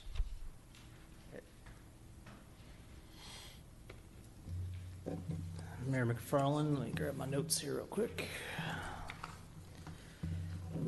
Well, I guess I'll speak to Beverly's questions in regards to this. I think there was some misunderstanding, but between Planning Commission and coming to council tonight, we changed our phasing plan. Originally, we were supposed to do A and B, and C and D would be second. But listening to the residents, it brought a good point to ourselves in regards to development that we really did need to develop buildings C and D first, because building D carries the amenity package for the overall development itself. So they did make a good point and brought a good point to ourselves. We went back and more or less flipped our phasing plan. So building C and D, which would include the extension of Monrovia Drive from the stub out where it is today back to Armstrong Valley to provide that connection for traffic, not only existing and proposed to come back out to Armstrong Valley, is part of our phase one development on that side. So that will bring not only our amenity package, but it'll also bring the first phase in regards to a commercial retail component, which will be a part of building C, but it'll also provide the immediate connectivity of Monrovia Drive back to Armstrong Valley for another secondary access point for this entire development, whether it be Weston Park, Weston Village Phase 1, or Weston Park Village Phase 2, which we're talking about tonight on that side. So there may have been confusion in regards to what we had done between Planning Commission and today, but that's where we're going with our phasing on that side, so it does open up those opportunities. Just to make sure, so Monrovia will go all the way from Armstrong Valley Road all the way to Weston? Correct. So the west right now it runs from Weston. It runs from Weston Boulevard to where it dead ends today. We're going to extend that from the dead end back out to Armstrong Valley on that side. So that'll be our phase. Correct. So they'll have a full connection between those two roadways on that side. Construction entrance, we would anticipate a construction entrance being established off this new portion of Monrovia Drive on that side. So we would not be affecting any of the existing homes that are out there on that side, and or a potential connection back to Armstrong Valley for a construction entrance. We haven't gone that far down the development side to determine that, but those would be two of the avenues at which we would see a construction entrance actually activated. We wouldn't be utilizing, more or less the existing infrastructure that's in place. We'd be utilizing the infrastructure we'd be putting into place with Phase 1, and then associatedly with Phase 2, a potential connection either through what we've done in Phase 1 and or off of Highway 99 in our secondary access point. Our main access point off of Highway 99 on that side. In regards to traffic and traffic studies, I'll let Mr. Taylor speak to some of the numbers that they've run from an engineering standpoint, but I'll talk about in regards to a traffic study and in regards to the questions that we raised at Planning Commission and that Mr. Balachandra, if I'm not mistaken, was here to speak in regards to the need for a traffic signalization at a Weston Boulevard, Old Salem Road, and 99 intersection. We have talked about in regards to that connectivity point being an established connectivity point that was built and designed for the entire Weston subdivision, whether that be what's in place today or what we're asking for tonight. So the traffic counts that were associated with that project back then are still in place today, and that boulevard entrance and exiting that was established back then is still established to carry the same amount of load of traffic that's being developed in and around today and what we're proposing tonight on that side. I'll let Mr. Taylor jump in real quick and kind of talk about the, what are traffic counts and stuff like that, the differentiations between what was then before and what we're talking about tonight on that side. Thank you, Council. Mayor McFarland, Matt Taylor of SCC. We did run some trip generation counts as a result of our neighborhood meeting that we had, and I will run through those. We have shared these with staff as well. The original PUD, which included the 24 dwelling units and approximately 56,000 square foot of commercial, generated a total weekday volume of about 2,643 cars and a weekend volume of 3,050. The proposed amendment, which would be the 85 dwelling units and about 31,000 square feet of commercial, generates a total weekday volume of 2,144 trips and then a weekend volume of 2,406. So as you can see, both of those are a difference of about 500 or 600 less trips coming in and out of the driveway. Now, the peak time, that weekday AM peak, will increase with this, and that is purely due to the increase in the residential, because they're going to be leaving before the commercial would have, of 21 trips more in the AM peak time. All the other trips that we analyze as part of a standard generation analysis decreased with this new plan. In addition, as a result of our neighborhood meeting, we talked to Mr. Balachandra about the warrant analysis at the intersection of Highway 99 and Weston Boulevard. He was not aware of a current study, so as part of that, we committed that if this was successful at a site plan stage, we would conduct a study of that intersection to determine if it warrants a signal. If it does, then we would talk about permitting and construction of that then. Both Mr. Balachandra and myself doubt that intersection warrants a signal due to not meeting the volume requirements, but we will commission a study from a traffic engineer at a site plan stage. Yes, sir. How about what about a light at Armstrong Valley in 99? I mean, has there been discussion of that? We can certainly put that in our study as well. It's just as easy to do one as it is both as it is one. So we can certainly talk about that. Monrovia over, then you'd have that. Yes, sir. If a light was, if you just felt like you needed a light to get left, you could get over there and get out. And that seems like that might be more of a connector road. Yes, sir. Okay. And we can certainly include that as well. All right. Thanks. Matt, do you know where the residential parking for Building B will be? So let me get that. So Building B, some of the residential parking will be in the parking lot itself that you see out front, and some of it will be down toward the end. Both Building B and C, I think, will start to share the overall parking lot that you see along Highway 99, and as well as you see toward the intersection of Armstrong Valley and Monrovia and Armstrong and 99, that little quadrant down there. Weston Village has private alleyways and overflow parking, which are heavily used. How does the ingress-egress plan direct traffic away from those areas? So I would say that we can certainly, and I'm not sure if that was directed only toward construction traffic or if that's permanent traffic. Construction traffic, given the nature of this development, we will have very tight control over that. We will have general contractor. We can certainly block off those accesses to keep construction traffic from going into those private areas. And permanent traffic, all of the Weston Village streets, whether public or private, were intended to be connected in the sense and the manner that we have shown on this plan. So I think from a permanent standpoint, they would probably still function like they were originally intended to. So that part is not changed. Construction traffic, we will certainly constrain that, though. When will the landscaping on Monrovia be completed? So from along Monrovia, that's included in Phase 1, which would include Building C and D, all the way from the existing dead end out to Armstrong, would be installed at the time of that construction. So as those buildings are completed, that landscaping will be installed. From the existing dead end back to Weston Boulevard. I would anticipate that that would get installed with the construction of building B and A respectively. We typically do that with the site plan. Has there been a builder selected? So the general contractor for building A and B is Southland, and so that would be the only builder. Our client would be the owner of of all the projects. So your client would be the point of contact? Yes, or SEC is happy to run interference on that as well. Okay.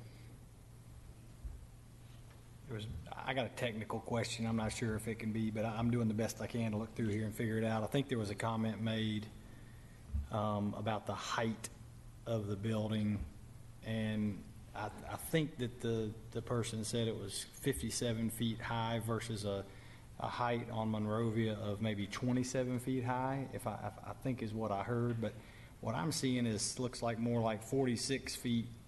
It's like 46 to 48 feet. Our maximum height is 49. The maximum anywhere? In any of the buildings, I mean? I do apologize. On building C, there is a 51-foot height on the corner element, but other than that. That's just the element though, right? That's just kind of what makes it look pretty or whatever. Okay.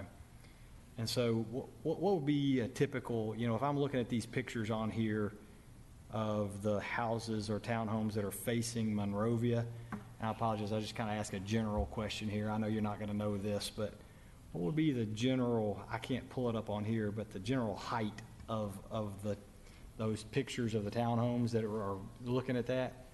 They look to be 2 stories plus a third part of a story.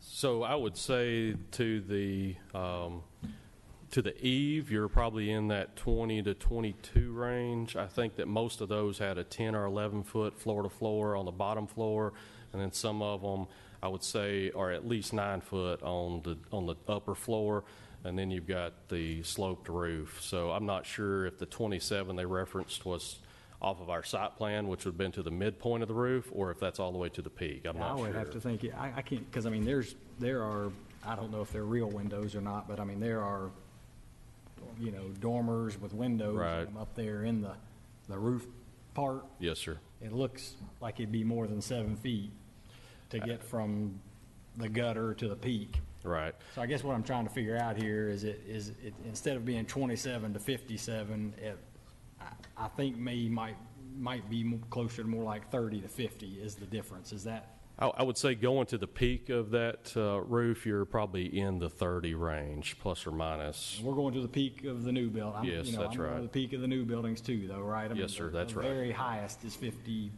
or 51? 51, yes, sir. With most of it being more like 46 to 48, if I'm reading my diagram right, correct? Yes, sir. Okay. That's a little better. And then the places that people would be living, obviously, where they would actually be is going to be more in the 30 to 35 range on our buildings. Within that 50? Yes, sir. Yes, okay. I see. Okay, good information. Thank you.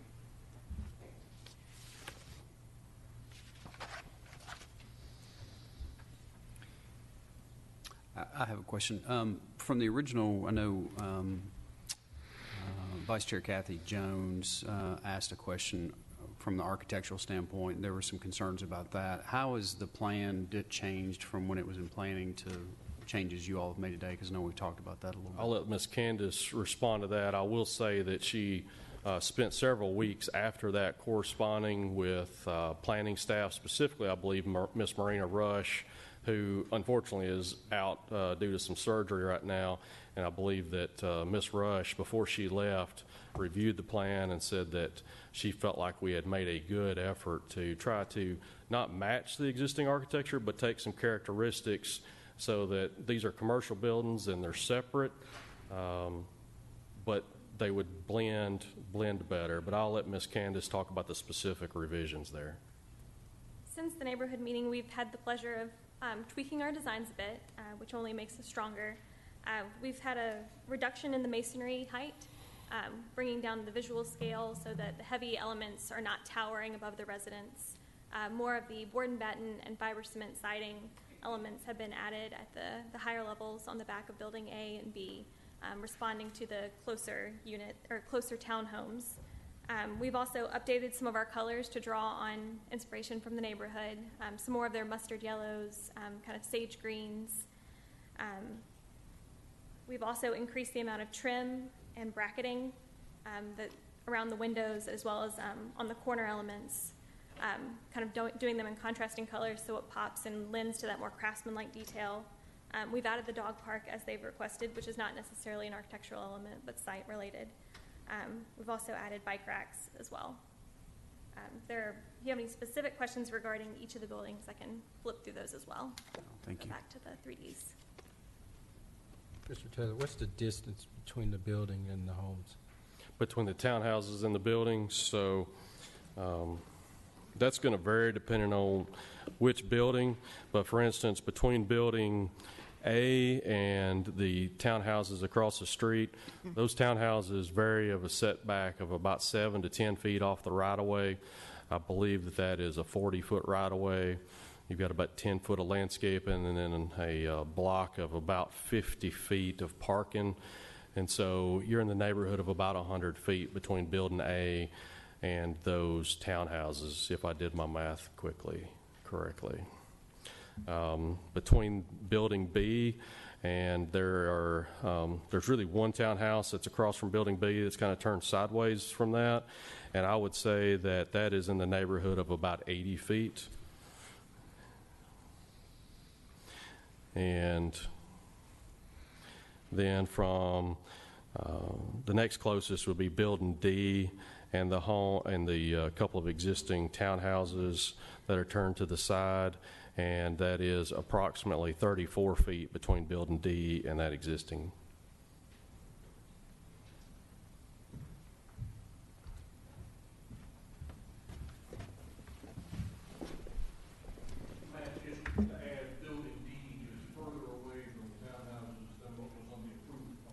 Yes, that is a good point, and that is purely just a corner of Building D as well. Building D is in the place where the 3-story buildings were originally planned all along, and those were meant to be very cozy, and we separated those by the addition of our park and outdoor area at that corner there. Not park, pool. I apologize.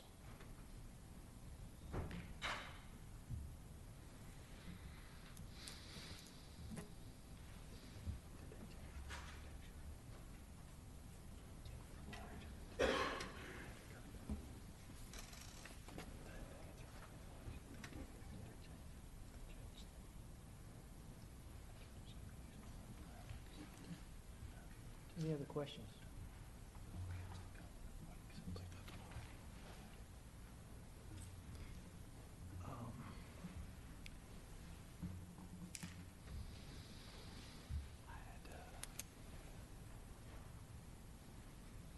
I got one more question.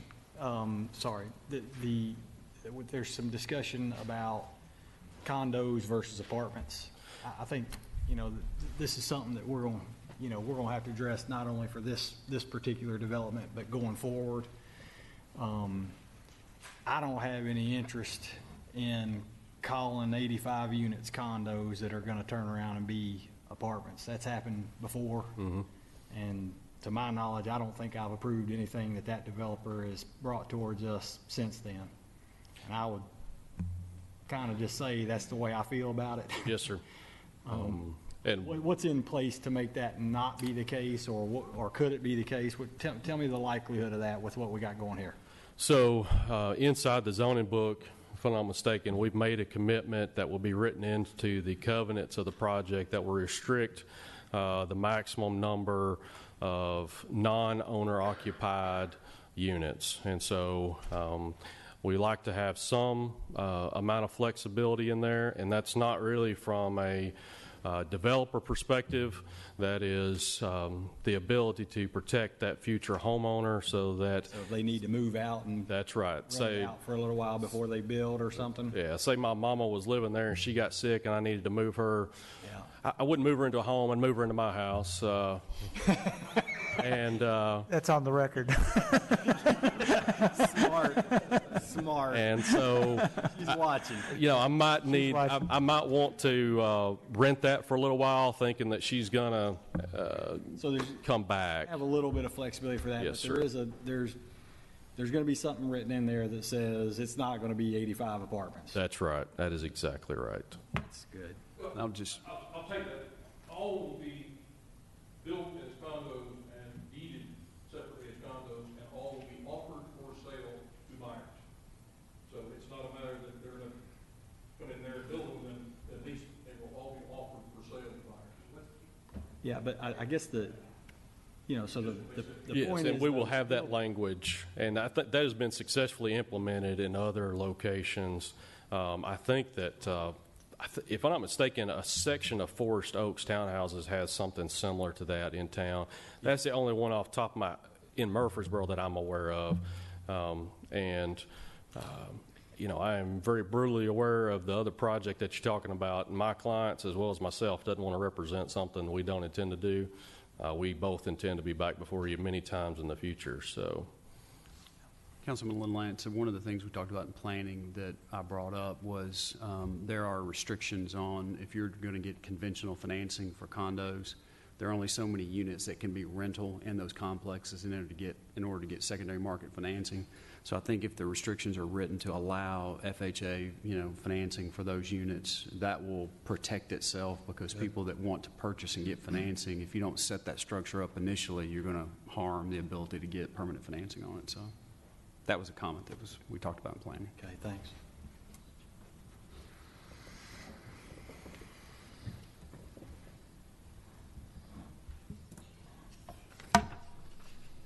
Could I say one thing there? We've closed the public hearing. It was just about the height Okay. and their buckets. It says 55.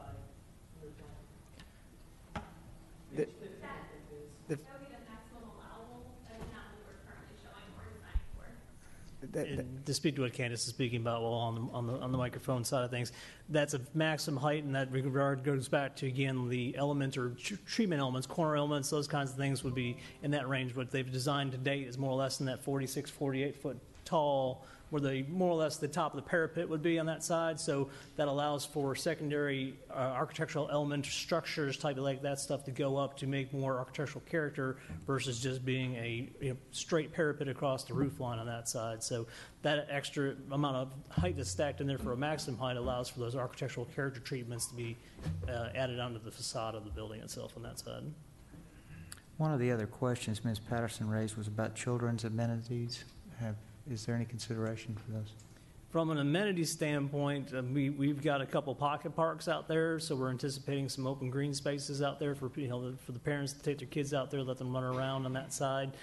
We have that pet park that's underneath the TVA easement that's back there. So again, that's an area that's a 100-foot wide easement that's already incorporated in the existing portion of Weston Park and Weston Village as just a green space, more or less. So not only will the dog park, the pet park be back there on that side, but there'll be, a green area back there for kids to go run around, play football, that kind of thing on that side. I mean, granted, yes, you'll need some parental supervision at certain ages in order to wander that far from the buildings to that space. But in between buildings A and B and B and C, there's available green spaces out there for them to run around, take a seat, relax. I mean, but we also part of the overall amenity package is the overall plaza experience for the retail side and that side, plus also restaurants. That was one of the big components of this, is providing those outdoor eating plaza spaces. I mean, granted, it's not a purely straightforward element for children on that side, but I mean that's an enjoyable family element on that side as well. So. Is that green space on the other side of the road where it stubs there, that green space across from the pet park or there? Yes, where the pet park is at on that side. So let me go back to the plan real fast.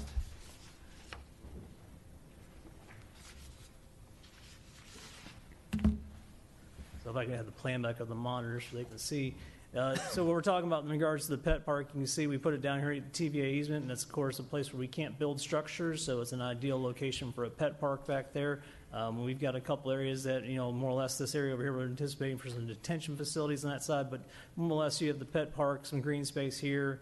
You have the plaza areas in between, B and C on that side, so that provides outdoor activity areas not only for, this is somewhat of a, more of a tighter niche for, more urban type outdoor experience, but we also provide, the pool area itself on that side, so that's also a children's recreational activity in regards to parents bringing their kids down from a swimming element. And like I talked about, there's also, this is going beyond the kids side. Inside of Building D is our main amenity component, as Candace talked about. That's got, your recreation room for pool tables and such like that, but also a fitness center, a community gathering space for anybody that wants to have that birthday party or something like that as well in there, so.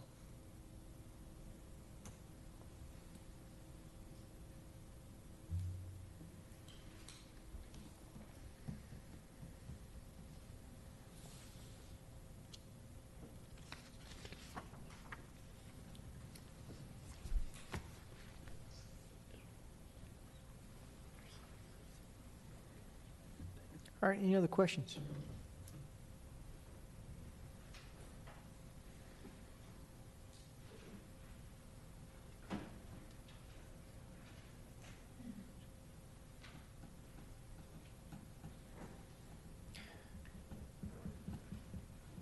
Mr. Huddleston, Mr. Whitaker, before we vote on this, we've had, from the time I know I've been mayor, the fountain saga that has gone out in Weston Park for quite some time. If y'all could come back and give us a report the next time we meet, or either email us something to let us know where that is, and if we're still not having response from the appropriate individuals within the development group, what the process would be for us to call the bonds to get that completed, please. Thank you.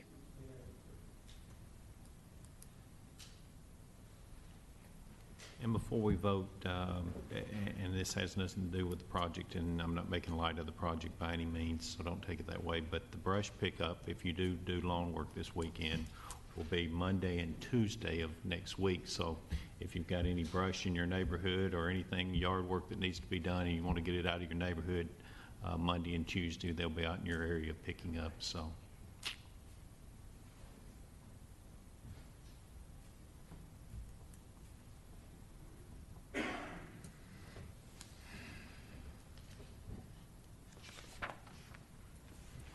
There are no other comments. I'm prepared to make a motion to approve the project as presented.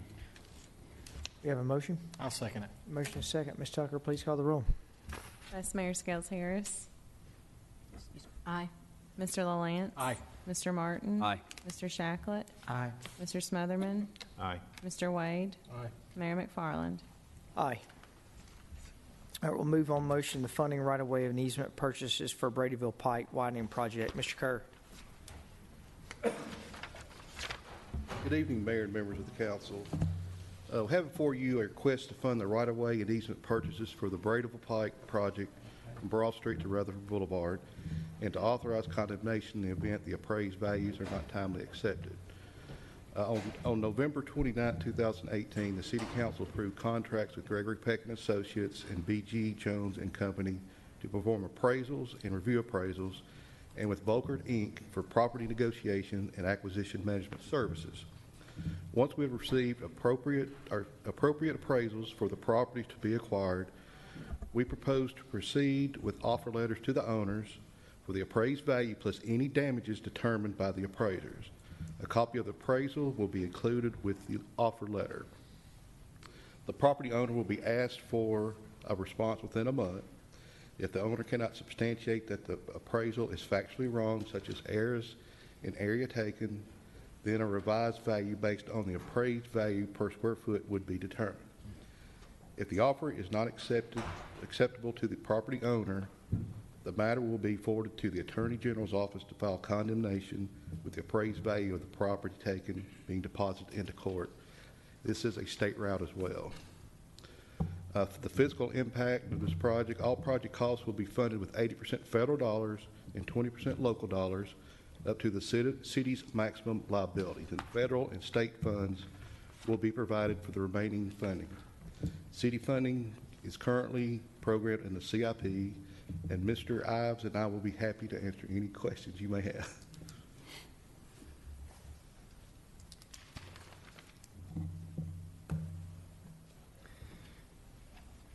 If there are any questions, I'll move for approval.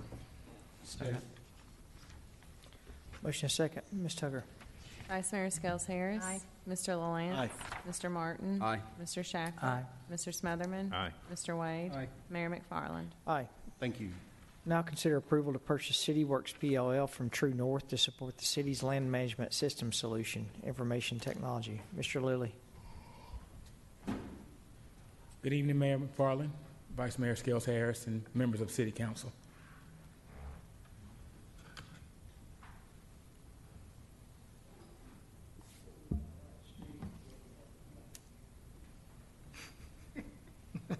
Trying to get all these screens off.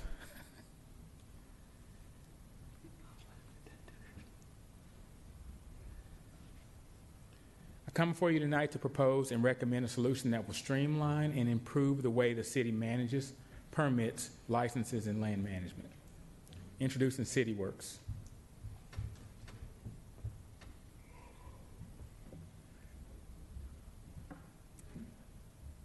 CityWorks is a GIS-centric community development and management application. There are many cities and county governments that currently use CityWorks. They give this solution good reviews. Some of the benefits: citizen and contractor access to permits and inspections through an online portal, streamlined planning and development workflows, engineering process management, online codes enforcement tracking, and case management of land development work.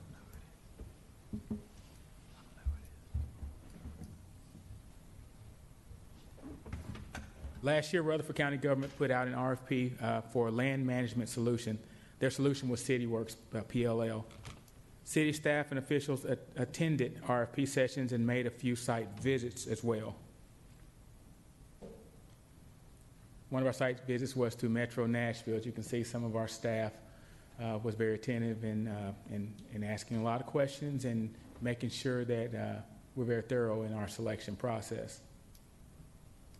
Site visit number 2 was in Shelby County, Alabama, and this is where we had a county that was of a similar size, and they used the same implementers, which is True North.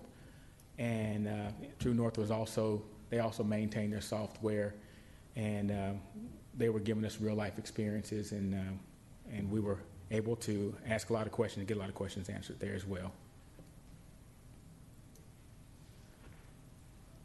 After reviewing the sites along with evaluating internal needs assessments and meeting with the vendor, the Information Technology Department and the Development Services Division recommend the purchase of CityWorks PLL from True North as the city's new land management solution. Our next steps would be, if selected, CityWorks will take up to a year to implement. All costs will be shared proportionally between the city, the Murfreesboro Water Resources Department, and the Murfreesboro Electric Department. And the city's portion will be funded from the 2018 CIP. With that, I open for any questions. Mr. Lilly, we've got our fiscal impact on here, and it shows what our total dollar amount is coming from CIP. What about ongoing costs? Are there, sometimes with these types of things, as well as a lot of other things that we do in the city, there's the original cost, and then there's the, now we got this every year for the rest of our existence. Are there costs like that on here? Yes, they are on here if you look in the, Exhibit C. We kind of laid it out to where it's showing what our ongoing costs would be. Our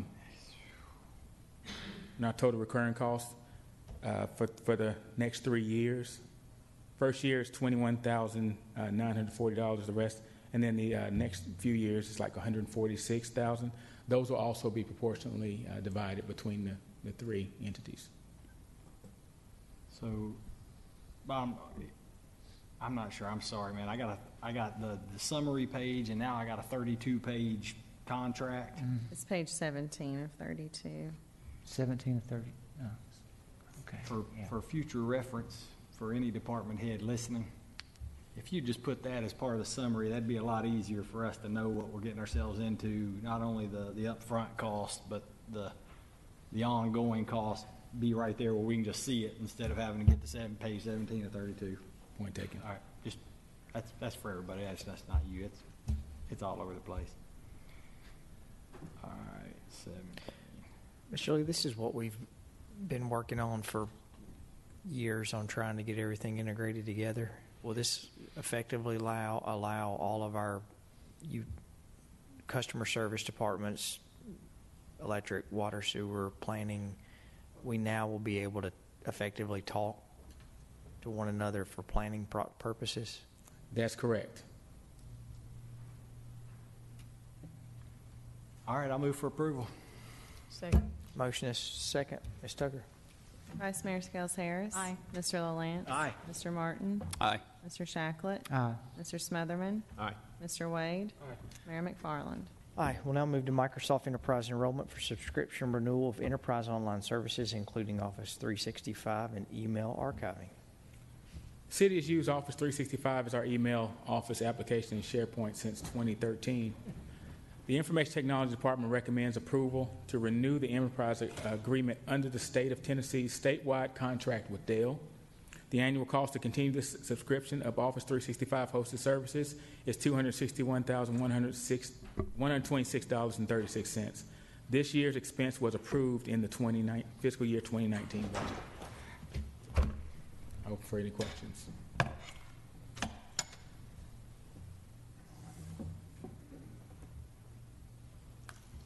If no questions, I move for approval. Second. Motion is second. Ms. Tucker? Vice Mayor Scales Harris. Aye. Mr. LaLance. Aye. Mr. Martin. Aye. Mr. Shacklet. Aye. Mr. Smotherman. Aye. Mayor McFarland. Aye. Thank you. Thank you, Mr. Lilly. Mr. Lilly, before you leave, I heard today that your 23-year-old nephew who you raised was killed in a motorcycle accident Yes, he in was. Nashville. And is that correct? That's correct. Did you raise this young man? Yes, ma'am. So you have our condolences. Yeah. Yes, ma'am. Thank you. Sorry, Chris. All right. We'll now talk about the cooperative use agreement with the Tennessee State Soccer Association. Good evening, Mayor, members of council. As you know, several months ago we began discussing with the Tennessee State Soccer Association the potential of them relocating their headquarters to Murfreesboro. From the onset of these discussions, we've had really three goals. It's to bring soccer expertise that will benefit local children and make Murfreesboro a destination for skill development.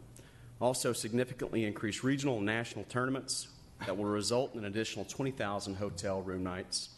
And lastly, maximize economic impact for local business and direct sales tax revenue.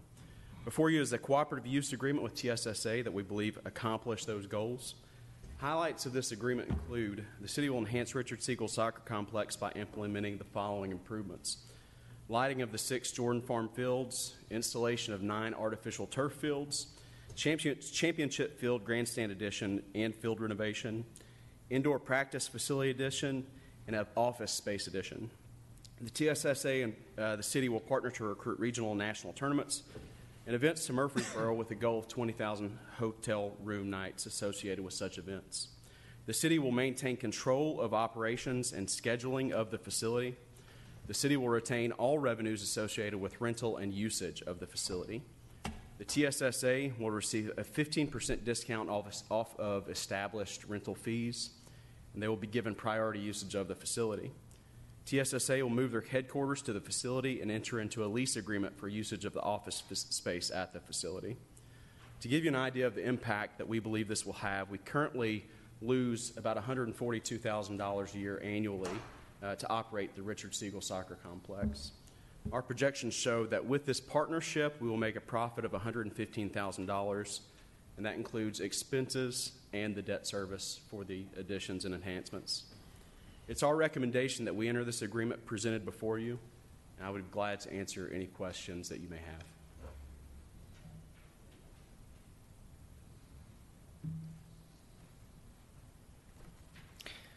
Nate, I want to thank all the people who've worked on this. I think ultimately what's happened, Ms. Wright's here representing the Tennessee State Soccer Association and also a proud Murfreesboro resident. But what ultimately I think's come in what's being presented is a win-win, not only for the State Soccer Association, but really for the residents of Murfreesboro.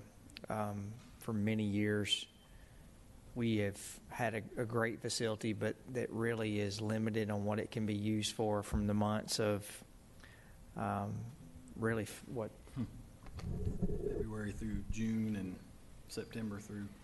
And we've had significant investment that we've put in that facility with drainage that, many sat on here when we were having significant issues that we had to shut the park down. So I think what we have now is the emails and the phone calls that we get from the local clubs when we do have to shut down a tournament.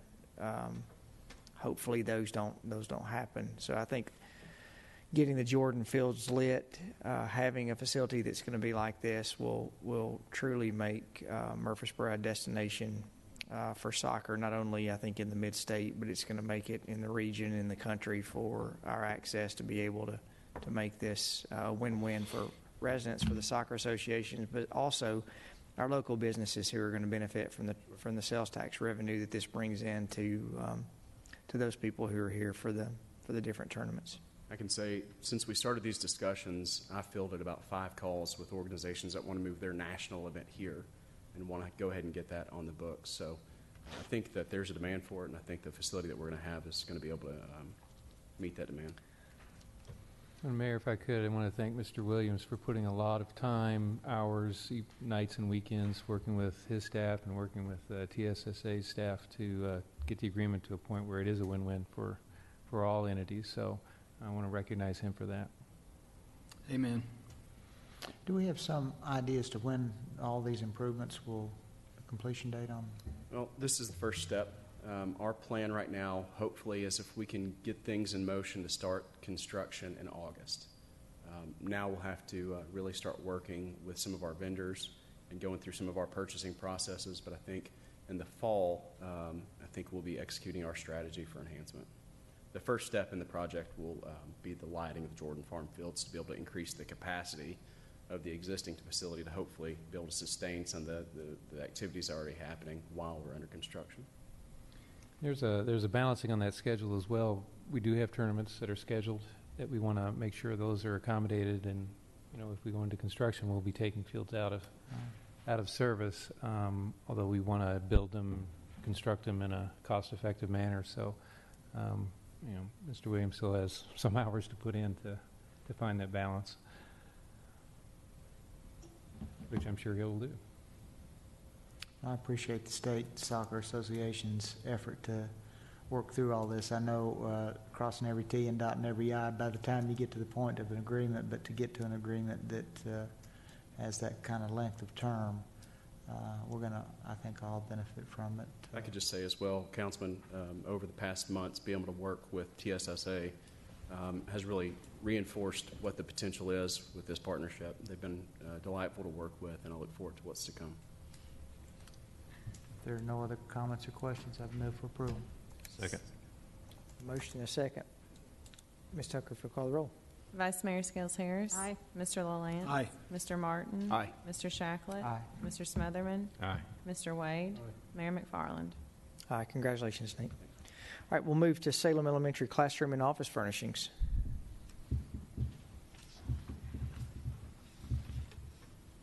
Dr. Gilbert, you're in the front of the agenda, and you're at the rear of the agenda. Tell me what better way to start and end the meeting. The locomotive and the caboose.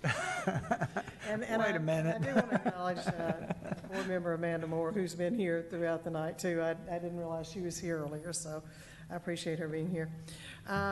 Furniture, that's kind of the word for the night. And so what you have before you is a proposal to furnish the classrooms, the office, the library areas of Salem.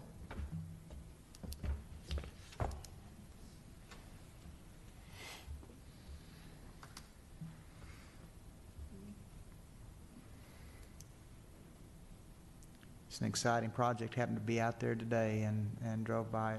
It's moving right along. On time, right? Right. On time. Right. It's Yes. real critical that we had that. We have it open. So it's nice to see a project come in on time. Very excited about it. We've been having parent meetings, really positive from the Feeling. parents and the community. Pleased with that. Go ahead. Thank you. So the only thing that struck me, I mean, I certainly don't know enough to ask more of a question other than to ask it this way, is that it looks like we're using a firm out of Brentwood based on a Franklin. You know, typically the cost of doing business might not be the cheapest place to do business in Middle Tennessee. Does that matter? I mean, Well, actually, with doing it the way we're doing it, we feel like it's a lot cheaper because of the number of schools that are being built there, and so the price we're predicting is much better because of that than if we were standalone. Good enough, thanks.